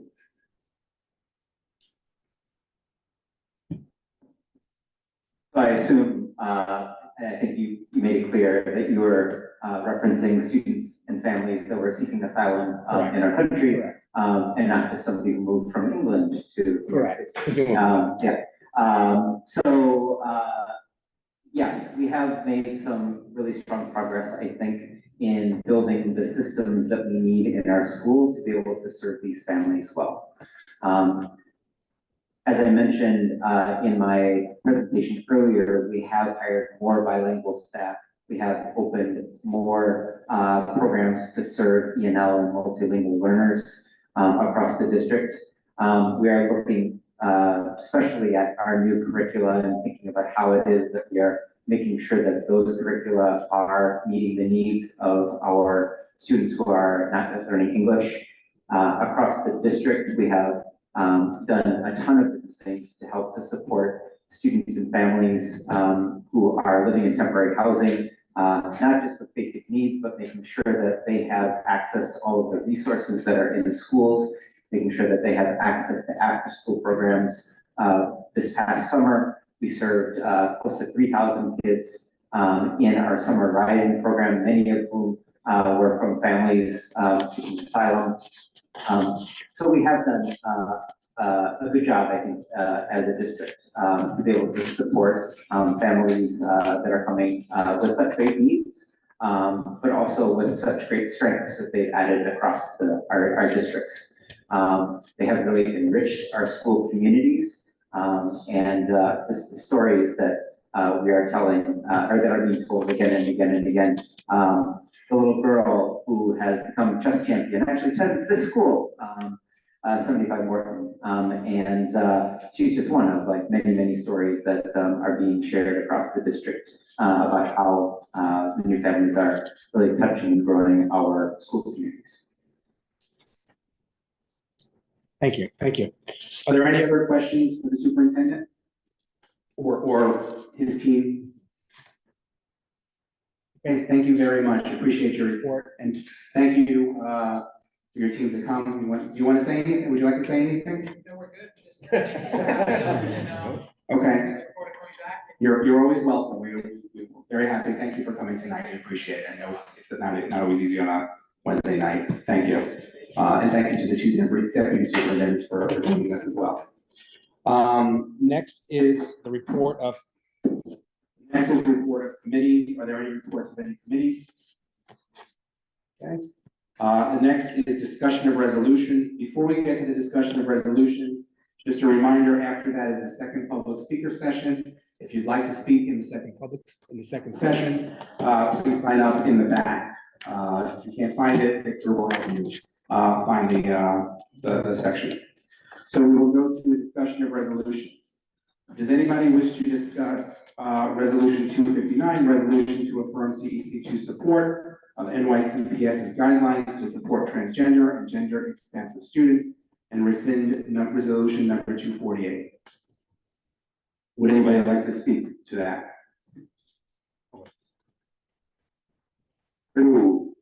I would just like to say that this resolution is childish, a waste of time. And as is the case with many of the resolutions since I've been on this council, it is devoid of any focus or efforts on improving education or academic achievement for the children in D2. Thank you, Councilmember Love. Anybody else wish to discuss resolution 250? Okay, you wanna pass them over? Councilmember Healy. I want to say it's never childish to focus on the well-being, the health, and the safety of our children.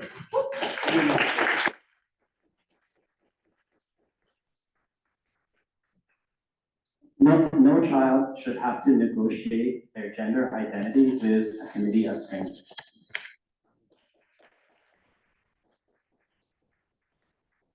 No parent should have to take their child before that committee.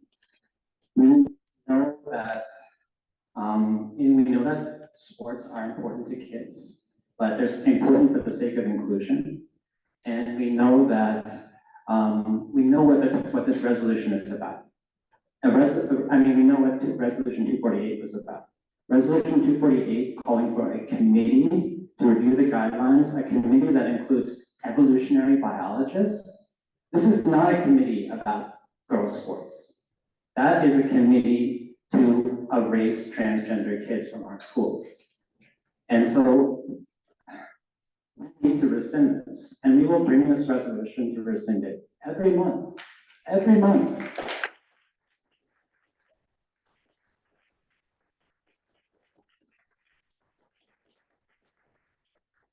It's not childish to fight back against bullies, and we will fight back.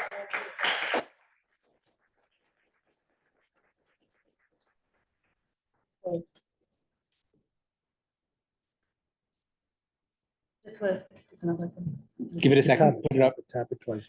So just very quickly, I also want to address Charles's comment about this being a waste of time. This council's only charge is to listen to the community, to sit here for 2.5 to 3 hours once a month, to hear community input, to listen to the voices of our families, our young people, our educators, and act and represent accordingly. The waste of time, the reason that this council's time is being wasted month after month after month after month is that there are certain council members here who do not understand the concept of representation.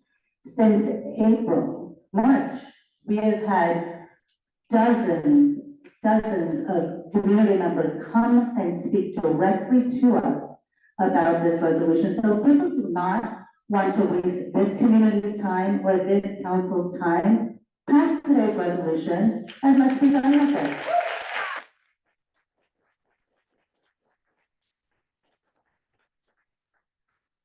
It's anybody, hold on, give me a second. Does anybody wish to comment? I do. Councilmember Love and then Councilmember Mahon. I left out grandstanding, and she just mentioned that in the last 6 months or so, dozens of people have come here to speak. And that is true. But I'd like to remind everyone how many students are in New York City public schools and include the parents and family members of all of those, and let's compare those numbers. So you're assuming that whoever decides to come down here represents what everyone believes. That is pretty odd thing to think dozens of people represent. I just want to, well, what I want to say, it's nice to be back. And I'm particularly pleased that our judicial system does such a good job with a robust and healthy defense of First Amendment and free speech rights, because it's incredibly important for all of the people here, those that agree with me and those that don't. That's not grandstanding. What I would like to do in terms of addressing this rescind resolution and all the ones that have come previously and all the ones that are going to keep coming is to say that there is a real lack of good faith in the representation of what was asked for. When this resolution was introduced, Councilmember Healy said something to the effect of not seeking input from students. But if you actually read the resolution that was passed in March, it explicitly said that female students who were not included in the original formulation of these guidelines should be consulted. That's true inclusivity, even if it might render an outcome that some people don't like. I'll also say this. I have extended my offer to have real conversations with anyone in this room, and I'll extend it again. I'm happy to talk to folks, but there are some conflicts that are real when it comes to sports and the compelled speech of asking people to say things that they don't agree with as a price of admission to getting an education. And I think we can have that conversation. I'm not saying that it's easy to come to consensus on those sort of issues, but I do think the idea that there's only one right perspective and only one way, and everybody else who thinks differently is a bully, is certainly simplistic, and it flies in the face of what has been some robust conversations in other countries, in other school districts, and other communities, where people have taken the time to really look at the actual evidence and engage it. I haven't heard in the months of pushback to this resolution, I haven't heard anyone engage in good faith about what it means when you're a female athlete who loses your position or your scholarship or your medal or your record to a male athlete because of the inclusion of trans students. And I understand it is certainly not violence to not think that biological sex is not real. It is real, and it is not violence to have a different opinion than other people in the room. Trans kids. Okay, you'll have everybody, there'll be a second public section, public speaker section, sorry. It's like long day for me. And everybody will get a chance to speak. I promise everybody who wishes to speak will get their time to speak. As long as you sign up. As long as you sign up. And I'll just wrap it up by saying that in order for this council or any council to function, you present a resolution, you discuss it, and you vote on it, and we did that in March. Being unhappy, it's funny to me to hear the word bully, because what's going on is an attempt to bully council members.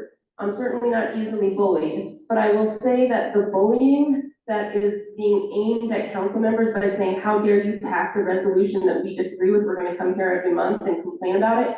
It's also heard by people outside of this room. And it's certainly heard by the young women who think that sports should be single sex, that there are access to spaces and to the hard-fought women's rights that many women's movements over the years have produced. Those women don't have a welcoming or inclusive space, those young people, to come and speak here. And I think that when we saw Amaya Perez speaking here earlier today and people brought sound machines and shouted out that her organization was a hate group, that's not inclusive. And that's speech that does bully people, and it has bullied the people who want to have this conversation out of this room. And so I'd ask folks to reflect on that. Can you answer that question, please? No, you'll have the opportunity in the public session. But you didn't let her answer the question in public session earlier. There's no, it's not, this is a business session. Why don't we let it? Okay, hi, I know I'm obviously new, and it was really nice to kind of hear everybody's thoughts. I just want to say, I am a female student, I'm a high school student in District 2. I've done sports, I've run cross country, track and field, I really enjoy it. I would say I'm the best in it, but I really enjoy it. And I also would say that what really struck me, I went and I was in the audience at one of the meetings in May, and honestly what really struck me was I was seeing these really young kids, and they were coming up and they're speaking and they were being so brave, and you know, I mean, I babysit, I cheer their siblings, and these kids are like 5, 6, 7, 8, and like they're so brave and they're so like, they're speaking the truth, they're saying, a lot of them are trans kids themselves, and I think like that, and just like the reaction I saw from a lot of people was so just unkind, and I don't, like, the kids ended up having to leave because they were crying. And I really, like, I don't understand. I feel like the resolution 248, it's kind of just saying that it's okay to kind of include the rhetoric that is making these little kids get upset. And I feel like if you go into a classroom, if you ask kids that are playing sports, if you ask me, if you ask, I know I'm here to kind of speak on behalf of students. I'm not saying that I'm every single student in District 2, but I talk to my friends, I talk to parents of the kids that I babysit, I talk to kids that I babysit. Oh dear. But, It's not gonna stop. Victor, can you? okay, sorry. Keep going. Okay, I just think, like, let's not, like, have this rhetoric where we make kids cry. I think that it's so important. Let's just respect kids want to play sports. Just let them play sports. I know personally, like,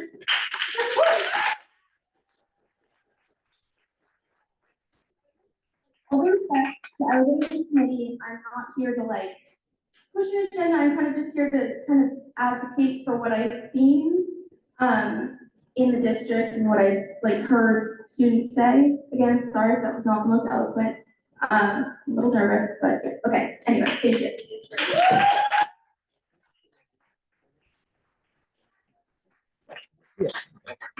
Is anybody, well, let me see if anybody else wants to speak who hasn't spoken? You have a mic? No. Oh, sorry. I just want to reiterate some of that. You know, we're not talking about college scholarships. We're not talking about the Olympics. We are talking about children in kindergarten through 8th grade. That is what we are talking about at this council.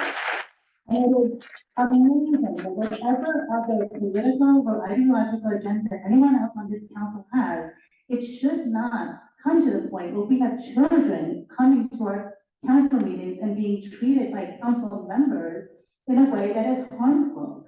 And to Charles's point about whether or not that he hasn't heard anything about academic achievement and development, children can't learn if they're harming themselves and they're killing themselves. There is no achievement to be had by a child who is and feels unsafe. We have been saying and reading these things for a very long time. So I think it's very disingenuous to always go back to what about the math and the science? These are real issues confronting, you know, a lot of students in our district. And the way that we sweep them under the rug is really, it's offensive to a lot of people in this community.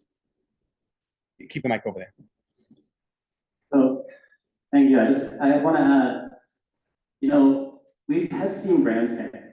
When it's not grandstanding and it's not bullying to come back month after month and demand justice and rights for your children.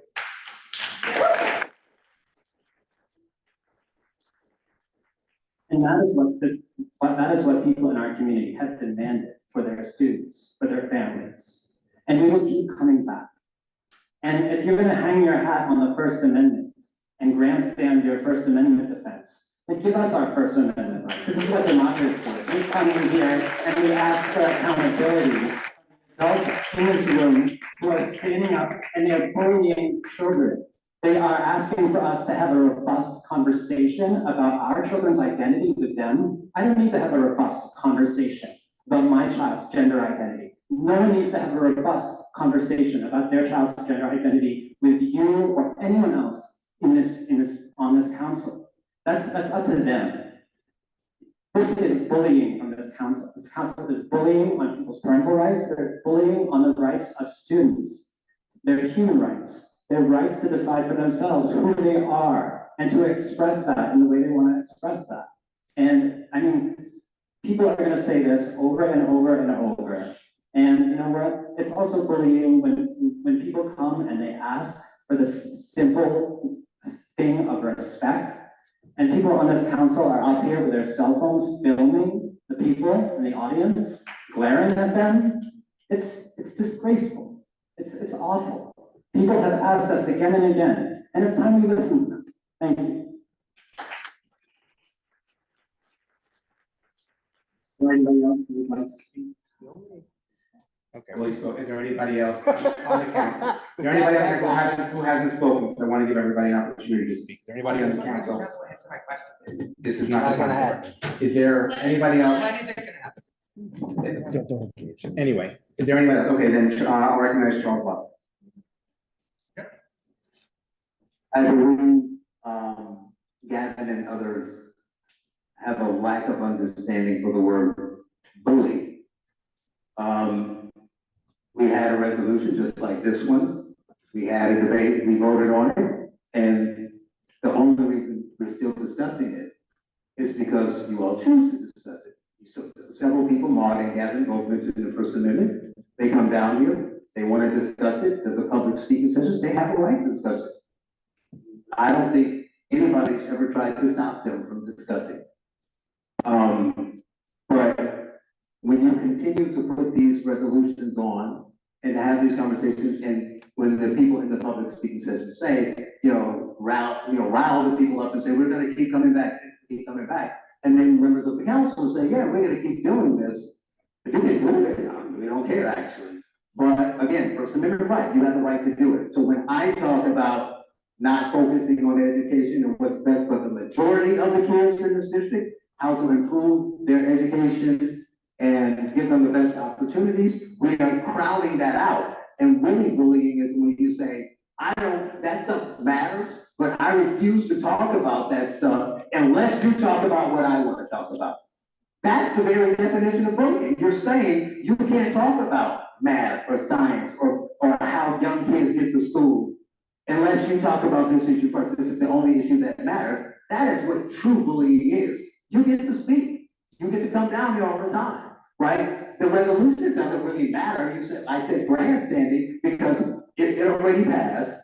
The mayor and the chancellor said they're not going to act on it. He came here and said it's bad, and then you can still say, well, I want you to say that you want to take this resolution and turn it around and get rid of the previous resolution, rescind that and go forward. So it's not about any actionable item. You're telling me, how many was it again? 8? You're telling me 8 people who voted for it that they must change their vote. So that's the problem. So that is the definition of bullying. And what you're doing, you're not hurting us because you're not saying if I don't change it, something's gonna happen to me or something's gonna, what you're saying is no other kid in this district gets to have the benefit of this council discussing what really matters in their education until you get what you want. So anything else you say is just proving my point. So go on and continue to prove my point. We can move on to the next resolution, rather than vote now, and then you're gonna waste your time again next month. You go, come back, keep talking, cycle, repeat. Can I just say something real quick? Yeah, you haven't said anything, so you haven't spoken, so I'll All right, thank you. Give it a second. give it a you said? second. Okay. That working? Great. I think the time format for our meetings is great and space for other resolutions. And I, for one, we've debated Brett for any education resolution. Looking forward to a busing one, maybe a Regions for All one. Stoked to vote for those. I did not come on here to have to relitigate human rights either. And I'd be stoked. Charles, bring it on. Bring it on. I will collaborate with you. I've asked to collaborate with Maud on bilingual education from my first meeting. I want to discuss education. That is why I am here. I have a master's degree in education. I will bring that up, but by the way, that's it. And I work supporting people. So let's do that, please. Please don't take, we can discuss this all we want, but using it as an excuse to not bring up the resolutions that are important to you about education is not okay. And I want us to do more. So please bring them up. I'm happy to sign on as a co-sponsor anytime. Come to me, okay? They're out there. Mom, remember the first meeting where I said, can we talk about French? I want bilingual French education. I want more bilingual education. It's not a pie. There's enough for everybody. We're thinking just stop that. So I'm sorry, but I'm tired of that, saying that we're distracting and we're not. Please bring them up, Charles. Bring them up, Maud. I'm here for it. I'll take your call. Thank you. The next resolution, discussion of the next resolution. Okay. So let's move to a discussion of resolution. the 260, resolution to extend eligibility for student Omni cards. Are there any comments or discussion on that? Councilmember Love. I just have a clarifying question for any of those who sponsored it. I like the idea of it, but I was already thinking one thing, and then the parent on the left mentioned something about the bus, and I was just wanting to get clarification on how this would work, because it sounds like there's a gap. Any of you who sponsored it think correctly that there's a gap, because if you live outside a certain district, you don't get the Omni card. And, or if you live within the district, I heard some, whoever spoke about it in person, that makes sense, that you live within that distance, but you do school activities outside of it, and you may need it, you're not eligible. That makes sense. But the resolution doesn't say, it may seem small, so I may be wrong, but it seems like it doesn't say, so if you live in that area, but you have school activities, get an Omni, it says all students. So are they saying just, is it either simplification or just because, it seems like it's across the board, every student gets a card, correct me if I'm wrong.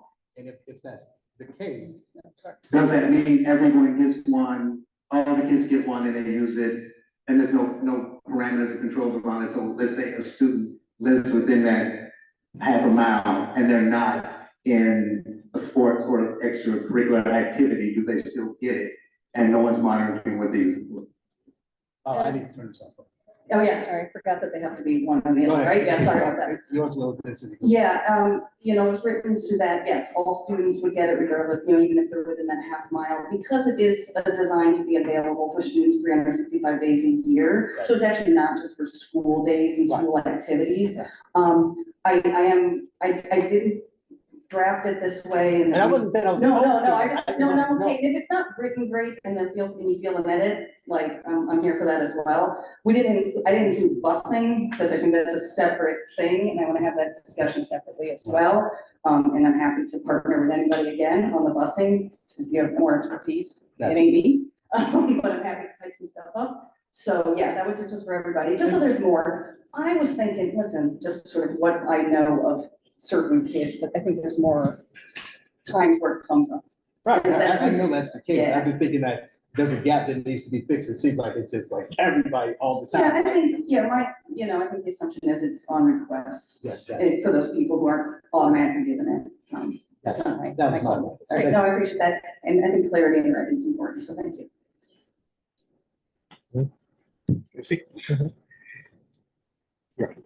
Yeah, I think this is a great resolution. You know, the city of New York made the decision that they were going to give this benefit, and it's a significant benefit. It actually is. You're giving a Metro card to people, and I recognize what you're talking about. I don't know how much monitoring there is. I mean, we've seen stories about people selling their Omni cards. Oh, I wasn't thinking about that. Going that far. See, I didn't even think about that. But you know, but I do think you can't draw arbitrary distinctions and say, okay, somebody's in. I just don't think it's set up for that. And I think if you can draw an arbitrary distinction that somebody lives half a mile, and if somebody is just within, let's say, you know, a block closer, they're not entitled to it. I think if we're going to recognize that this is a perk or a benefit that is being given to New York City public school students, it should be given to all New York City public school students. And maybe we can tweak it, maybe we can work out the details in terms of enforcement.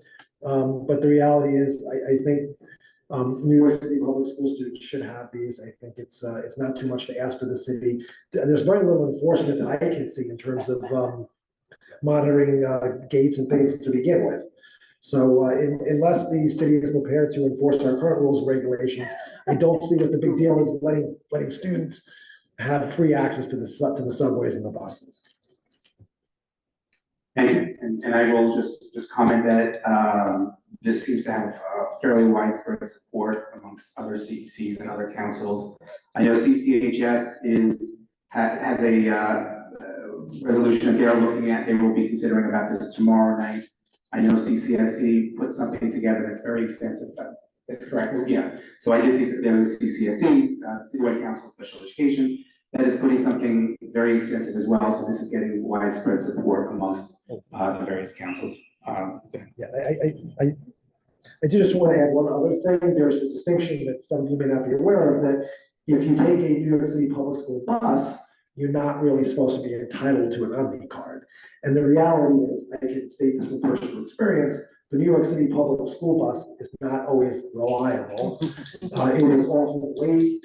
There are many times that I've experienced just this past couple of weeks where the New York City public school bus, which we're not taking anymore, the one provided by the Department of Education, was just unreliable. And because of that, my son has had to take public transportation. So I think that distinction is also should be made. And if we don't have a reliable private school busing system, then certainly the student should have access to the public school system, the public transportation system if it's needed.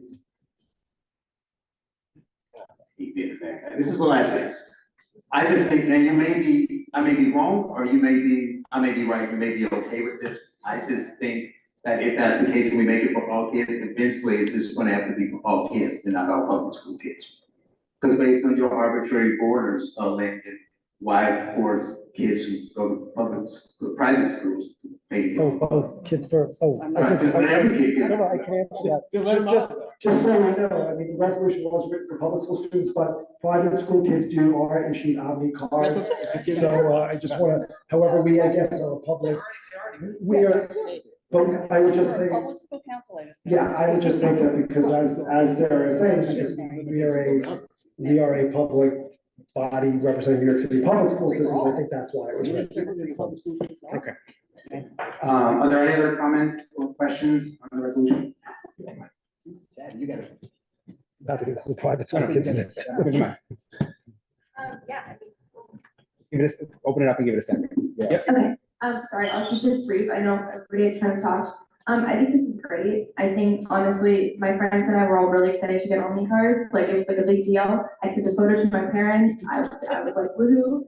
I know I don't live like super far from school. Like I can walk, but I work, I babysit all kind of over the city, and that's kind of my job. I do extracurricular activities. I know my friend is actually here right now.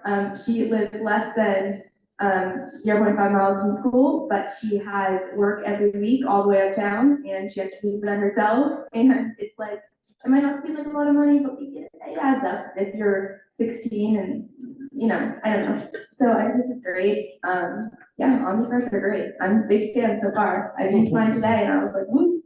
Right. Petition to make them sturdier though. Yes. I think one final comment from Councilmember Silver. You're all right, but I just also want to, we have a lot of students, temporary housing students that it really is a hardship to pay for public transportation. And I really don't think it's that much to ask that even on weekends, and I would say these Omni cards work on weekends and they're good for 24/7, 7 days a week. So, and I think that's a really great benefit. And, why shouldn't children be able to use it for that reason? So.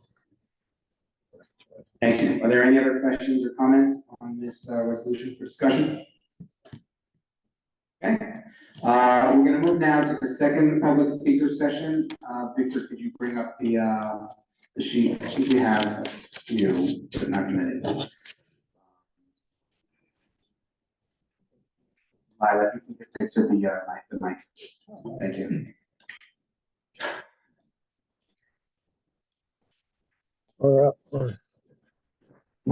Oh, hello. Okay, our first public speaker is Alania Daniel. Oh, Alania, Miss Daniels. I'm terrible. Every with month names. you can't get the name. I can't get any names right. It's late, we're all tired. It wouldn't matter if I was tired or not. I'm terrible. First with speaker names. is you. Oh, I got it.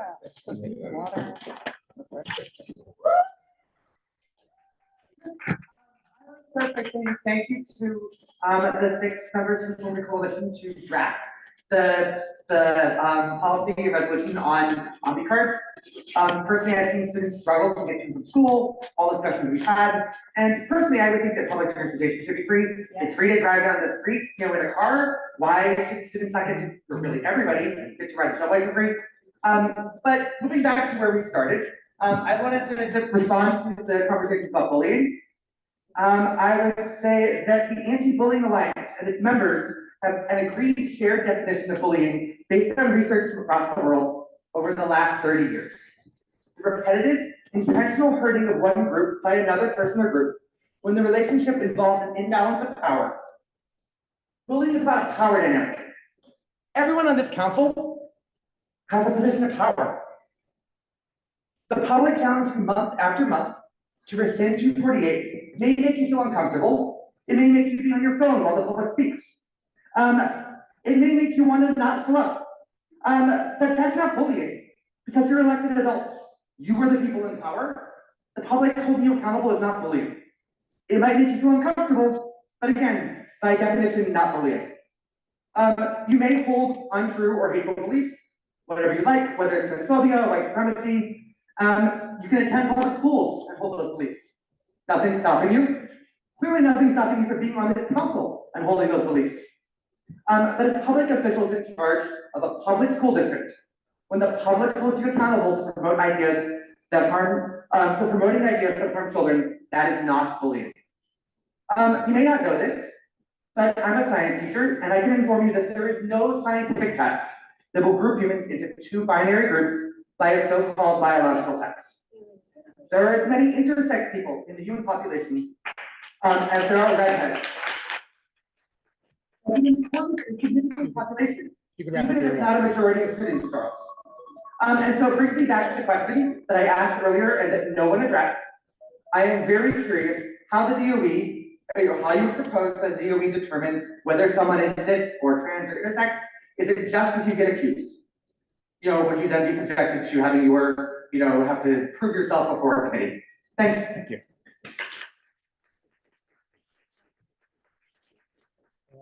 The next, it looks like Megan Madison. Yeah, she left.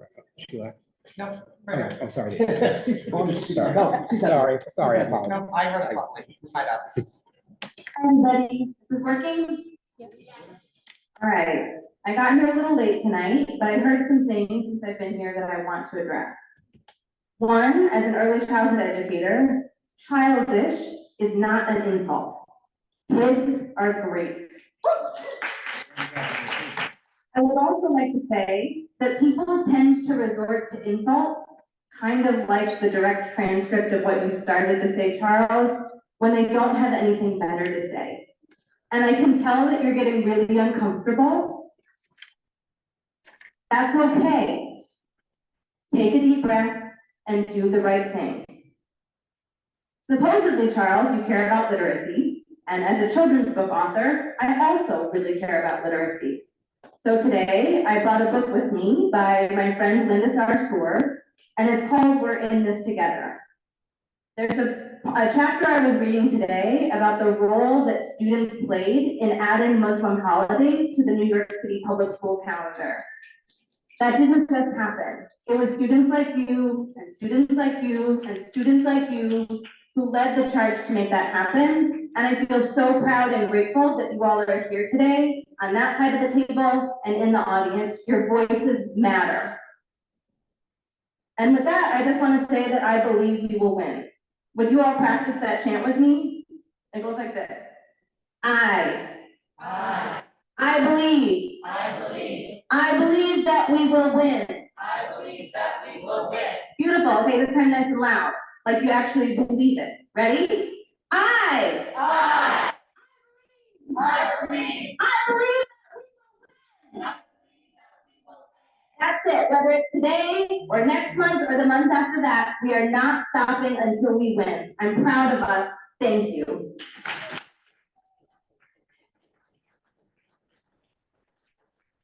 The next speaker is Odysseus Cambanis.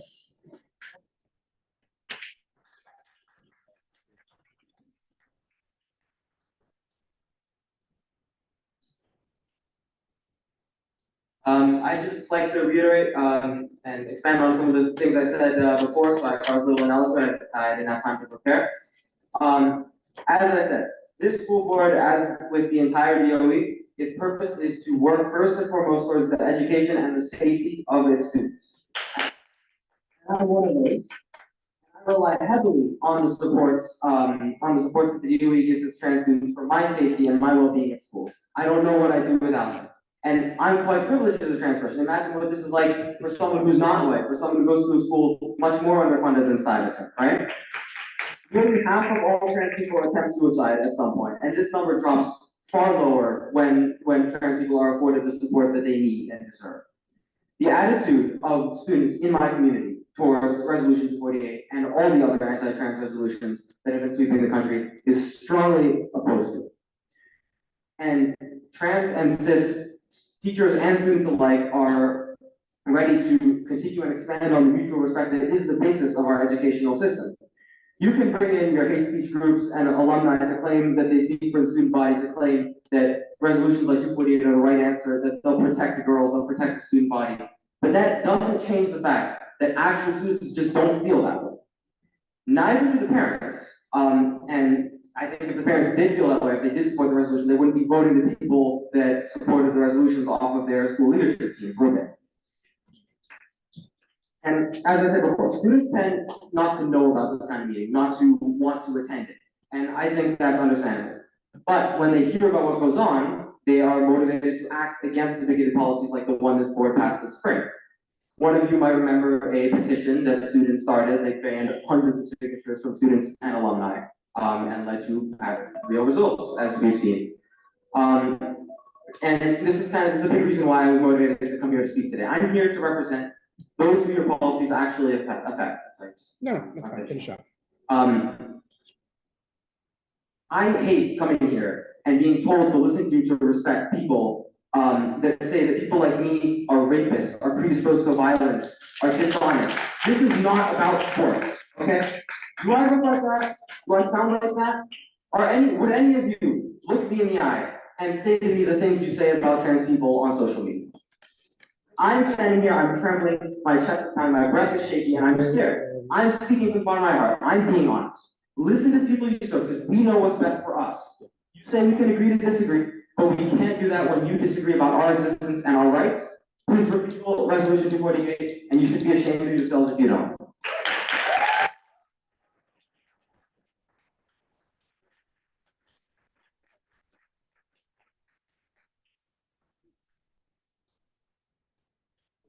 Next speaker is August Gooden.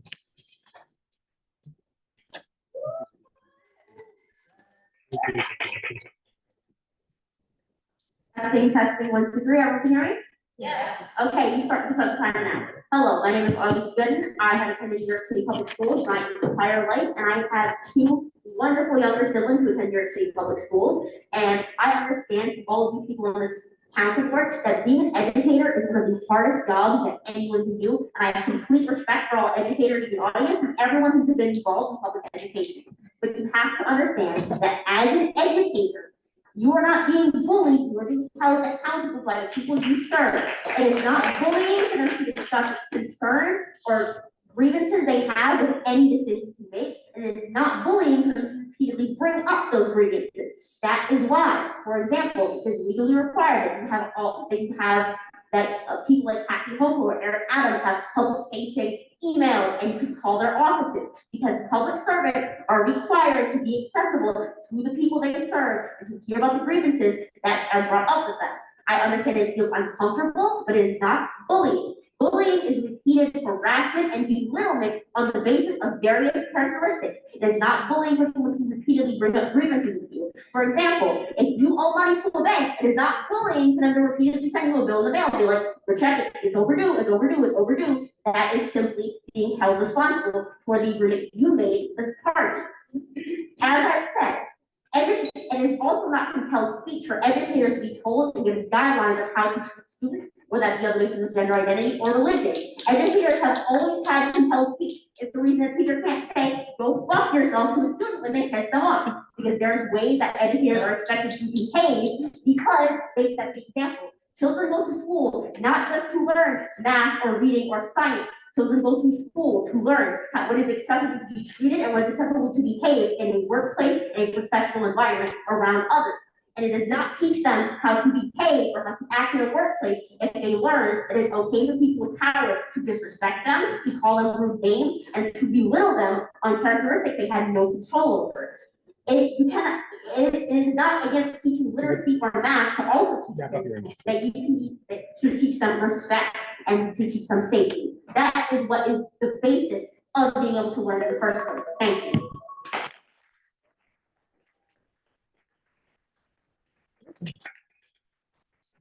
Before I call the next speaker, I would just ask that speakers, please refrain from using profanity. This meeting is being broadcast online as well. We could have minors watching the broadcast, so please. The next speaker is David Gentile. Sorry.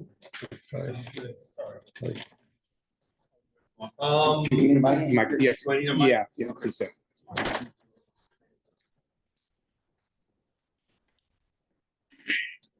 Father of two my name is David Gentile, father of two public school students. I send my children to public school because I don't want them to be taught by a priest. I don't want them to be taught by a rabbi. I don't want them to be taught by an imam. I do not believe that humans have souls. And I do not believe humans have gendered souls. I believe there are two sexes. I believe that there are infinite personalities, expressions, etc. I believe that society needs to become more tolerant of those infinite expressions and personalities, etc. But I do not believe that there is gender, period. I don't think it exists. I also think that we're going to lose. I think we need to seed ground linguistically on man, woman, and gender, just seed it, just bankrupt it, it's gone. And close ranks, or we put a moat around male, female, and sex. And many of them, may they have actual meaning. This is reality's last stand. You guys should hold fast, do well, but you're gonna lose, because this is a secular cult, and it is growing, right? So again, I send my children to public school because I thought that it wasn't parochial. There's a chance of it still not being parochial. But if I had to bet money, I'd bet money that we were going to lose. And that things like objective reality will die at the service of this ever-growing secular delusional cult. I oppose this resolution. I don't even know the number of it. I oppose it. You know what I mean? Like, we don't have to, it's not discriminatory to defer to reality.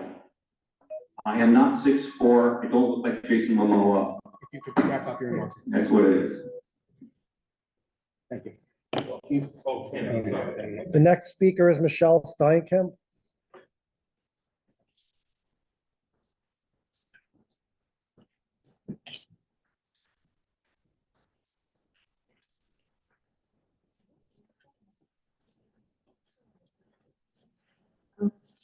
Two quick comments. It's a parent of an 8th grader gearing up for the petrifying high school application process. Number one is regarding the SHSAT exam. Currently, public school students take the exam 18 days earlier than private school students. And I would like to put it out there that I think this should be reversed. As private school students don't need the extra 18 days necessarily after taking a $3,000 plus prep course. And some public school students can use the extra time to watch their Khan Academy videos and work out the practice books. Secondly, high school tours. I just started signing up for high school tours, and I'm surprised to find many are at 9 a.m., 10 a.m., or 3 p.m. And I was under the impression that students are supposed to also be attending these, and I'm not sure how that happens. Do they skip school? I'm not quite sure. And also working parents, a lot of public school parents are hourly employees. They're not necessarily getting paid during this time, meaning they can't take off time to go and see the tours, and they're missing out. And I wish that many more of them were held on weekends or later in the evening. Thank you.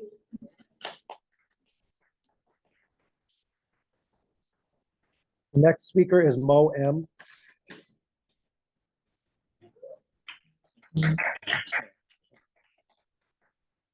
Wasn't planning on speaking again this evening, but after hearing some of the board members speak, I just wanted to stand up and say, a few things. And I want to thank, Lila, thank you for sharing your experience and your strength and your hope, because you are on this board and you're sitting next to people who are listening to you and who are voting alongside of you. And so I really appreciate you sharing that. You don't speak for the members, but you do speak on behalf of yourself and your friends, and that matters. So thank you.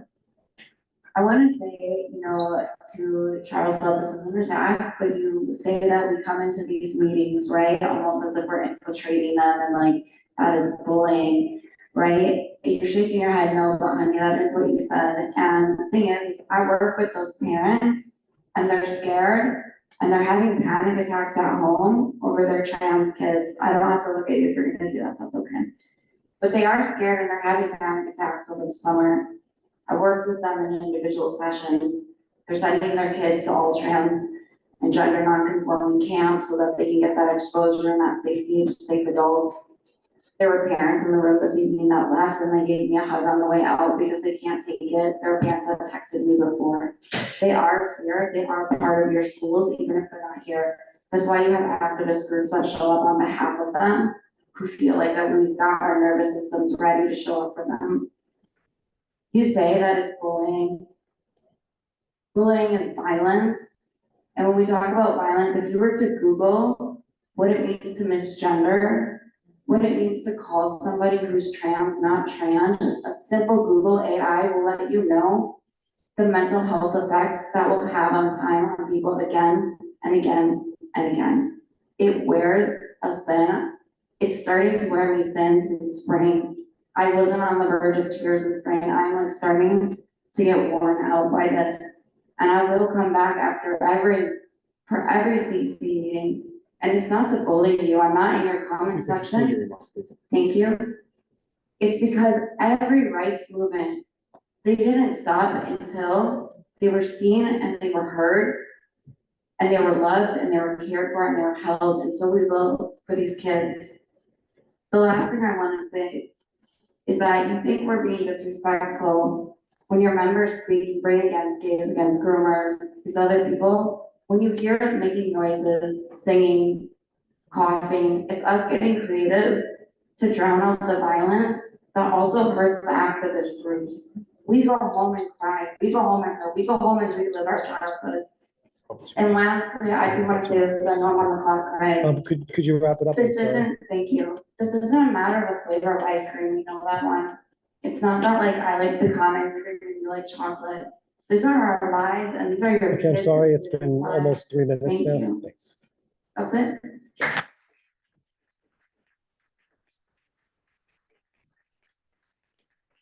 The next speaker is Ali Blake.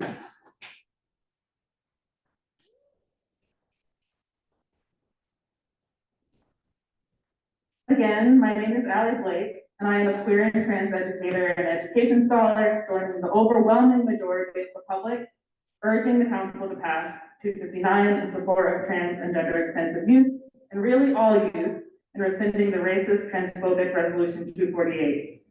Earlier, I spoke to how efforts such as 248 lead to violating the bodily autonomy of all, and especially Black youth and trans youth. Resolution 248 is racist and transphobic, violates the bodily autonomy and self-determination of all, and is frankly creepy, to say the least. Councilmember Love talked about Resolution 259 being childish, spoken as if that were a diss, as we've heard in this session already. For someone tasked with supporting children, using childish as a diss shows just how much you regard children, which seems to be not much. As youth, educators, and families continue to share, many actual children in the district have supported their trans peers. So yes, Resolution 259 does align with children and their bodily autonomy and self-determination, and in that way, it is childish, proudly in the respect and dignity for children.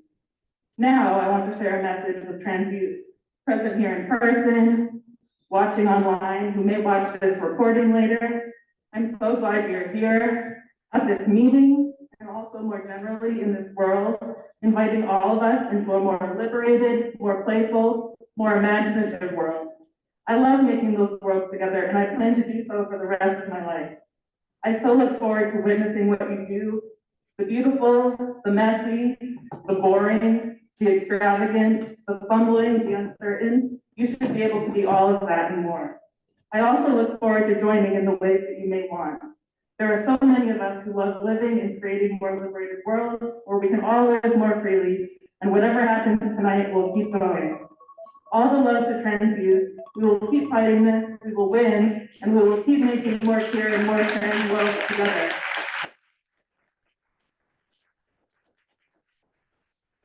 Thank you.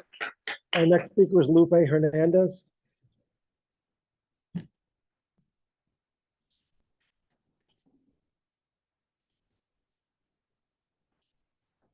Good evening. My name is Lupe Hernandez, and I am here speaking in my own personal capacity.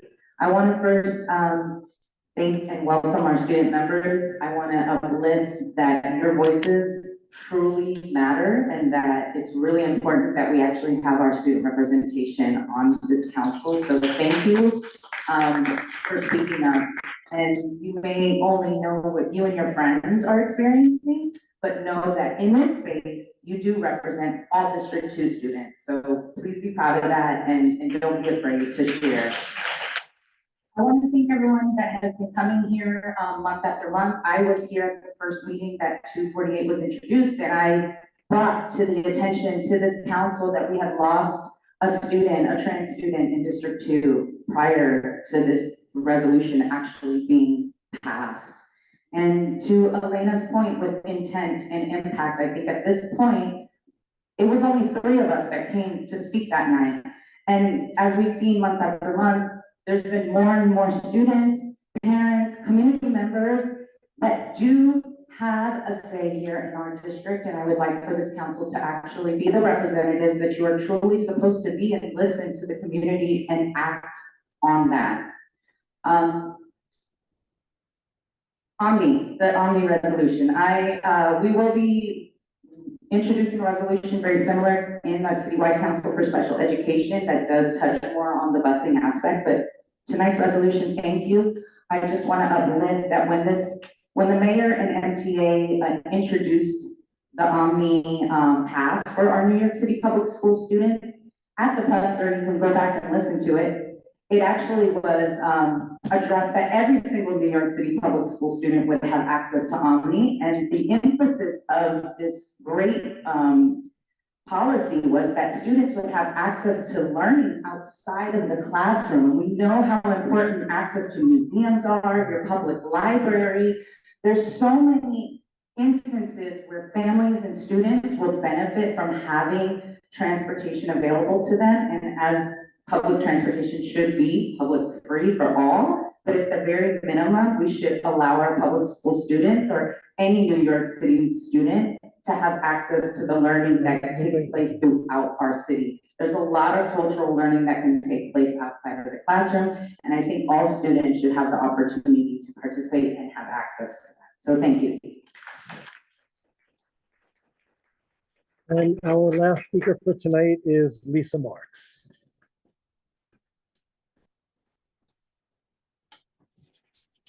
Hi, thank you. I'm a parent of 2 District 2 students that are at PS40 and Lab Middle.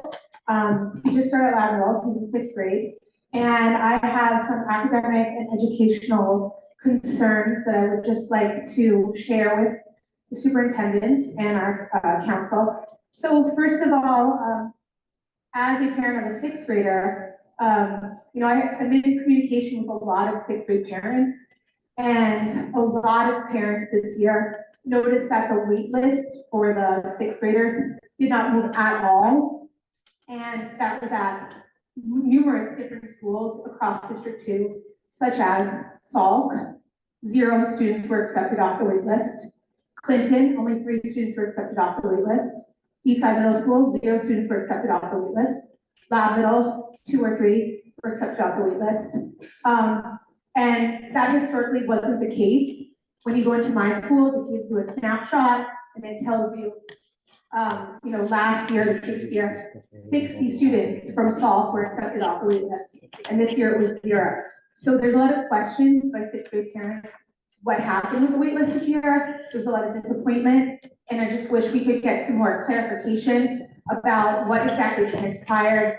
Were too many kids assigned to the schools initially? Was it a bad algorithm? Is it something else to do with limiting class sizes because that law is being implemented? So we just want to get some clarification about that because, looking ahead to the high school application process, will parents experience the same sort of non-movement of the wait list? And I also think that, with the class size law, we need to give a lot of transparency to parents who are about to go through this really grueling high school process. We need to have all that data available to parents as soon as possible. If there's going to be changes in enrollment numbers, if it's not going to be the same as in previous years, we need to let parents know so that they can make realistic plans with their lottery number and their tier group, etc. And the last thing I heard at the time, the last thing is that I just want to also reiterate, I know that District 2 is piloting the illustrative math, and actually it has already been rolled out for several years at Lab Middle. I think there are valuable aspects of it, especially for strong math students that are able to collaborate and speak with each other. I went to Lab Middle, I love Lab Middle, it's a very collaborative environment. I'm also an alumni of all public schools in New York City. I was a teacher for 6 years in public schools. And Lisa, can you wrap it up? yeah, last one. So what we found so far at Lab Middle is that some students are coming in way ahead, and they have been given the same exact textbook that they used in 5th grade. And I have been told there's nothing we can do about it. I know we want to standardize some sort of standardized baseline of curriculum, and I think that's valuable, but I also think we need to have some flexibility about kids who can do more or kids who need more help and more support. Thank you. Thank you. Thank you. Okay, so that concludes these. Sorry.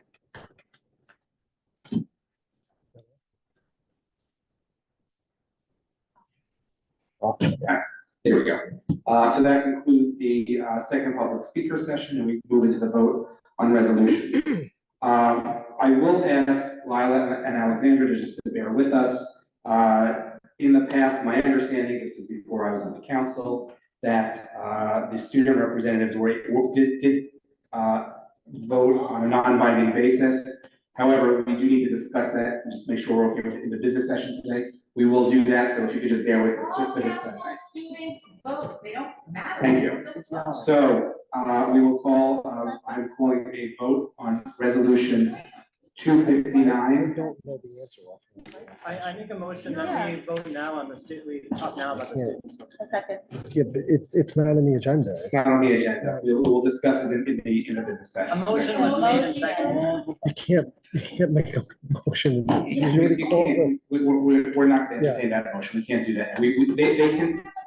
They will, if they would like, if we agree to do that, if we agree to it in the working business meeting, I will ask them if they would like at that time to register their vote for those resolutions. There's a motion on the table. He's already called for a vote for the resolution. We've already called for a vote. It's out of order.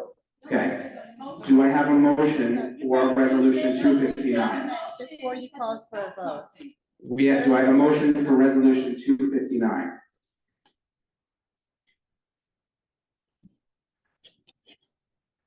Do we have a motion for 259? Yes, I'll make a motion.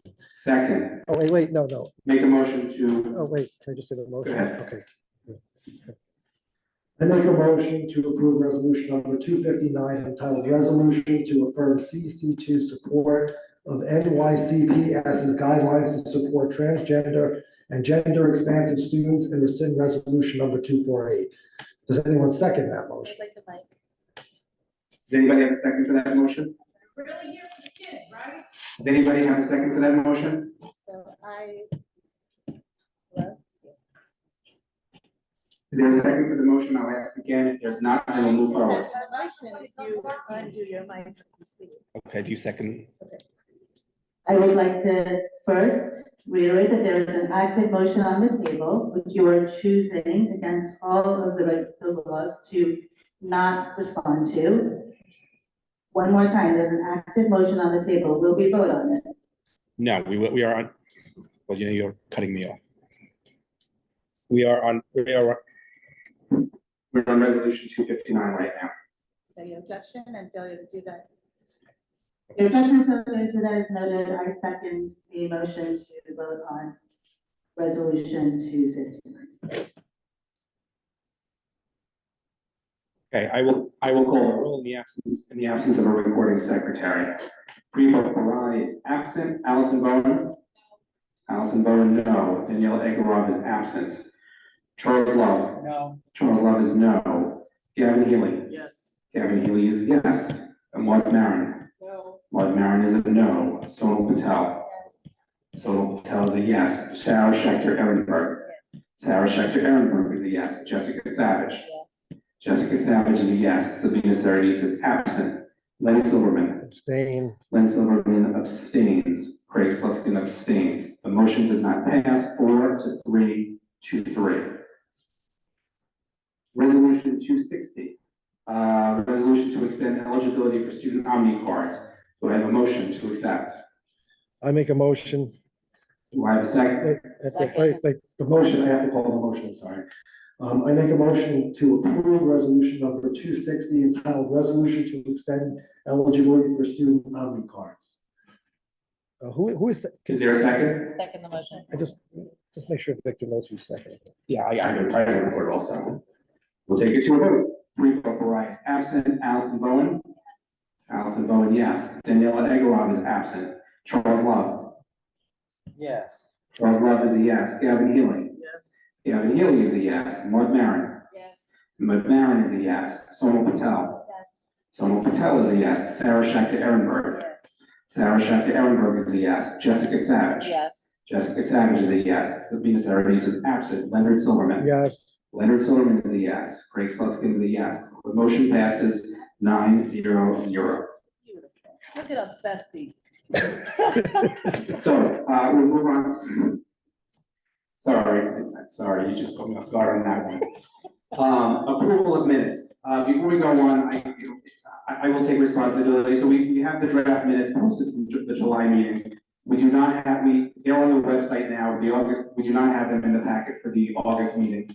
That was on me. Victor did send me the draft of the minutes and I missed it when I was away and then I had a week of health misery. So we will, it's on the website now. Anybody can take a look at it, but we'll vote on it at the next meeting. Has everybody had a chance to review the minutes of the July 10th meeting? Can I get a motion to approve the minutes? It's a motion to approve the minutes of the July 2024. Well, the question is of any amendments? Did you ask? Sorry. Are there any comments or amendments to the minutes? Motion to approve the minutes as submitted for July 10th, 2024. Seconded by Charles Love. Primo Parai is absent. Allison Bowen? Yes. Allison Bowen, yes. Daniela Egorov is absent. Charles Love? Yes. Charles Love is yes. Gavin Healy? Yes. Gavin Healy is yes. Maud Maron? Abstain. Maud Maron abstains. Sonal Patel? Yes. Sonal Patel is a yes. Sarah Schechter Ehrenberg? Yes. Sarah Schechter Ehrenberg is a yes. Jessica Savage? Yes. Jessica Savage is a yes. Sabina Saradis? Oh, she's absent, sorry. Leonard Silverman? Yes. Leonard Silverman, yes. Craig Slutskin is a yes. 9. It passes, 8-0-1. It's 8, right? 8-0-1. Okay, is there any new business? Okay, then I will ask if we, show of hands, are we okay to adjourn and move to the business meeting? Yes. Yes.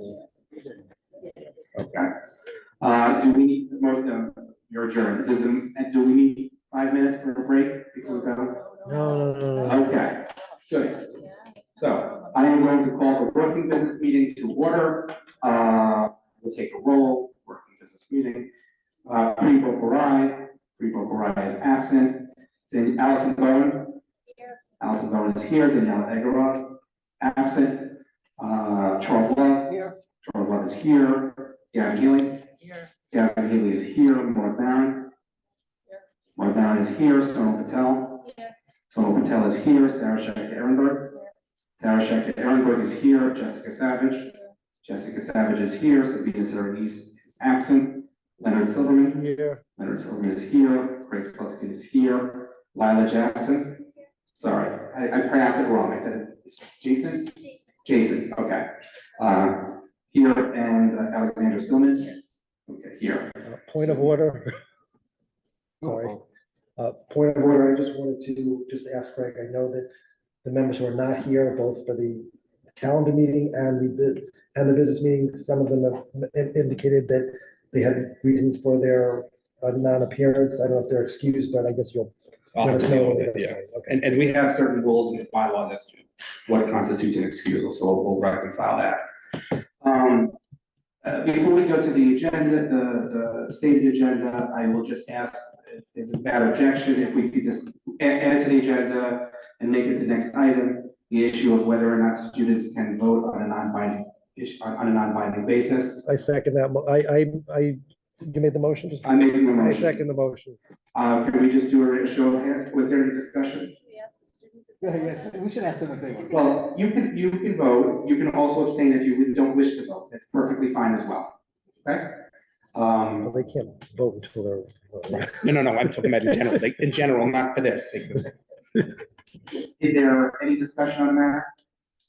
Yeah, I just really briefly, so we've let students, there's no formal process, but we've let students who have sat on this council before, student members, voting, and their vote is it's non-binding. They don't have any actual vote on the council, but I think it's symbolic, and I'm in favor of it. Can we do it by show of hands? All in favor? Anybody opposed? I'm gonna write it down that way. Okay. Yeah, I was like, I will allow the two of you, do you wish to vote on resolution, register a vote on resolution 259? Sorry, we'll start with Lila. You vote yes, okay? And then Alexandra? yeah, I vote yes. Okay. Do you wish to register a vote on resolution 260 on the Omni? Lila? Yes. Okay, and then Alexandra? Yes. Okay, then I will ask you, do you wish to register a vote on the approval of the minutes?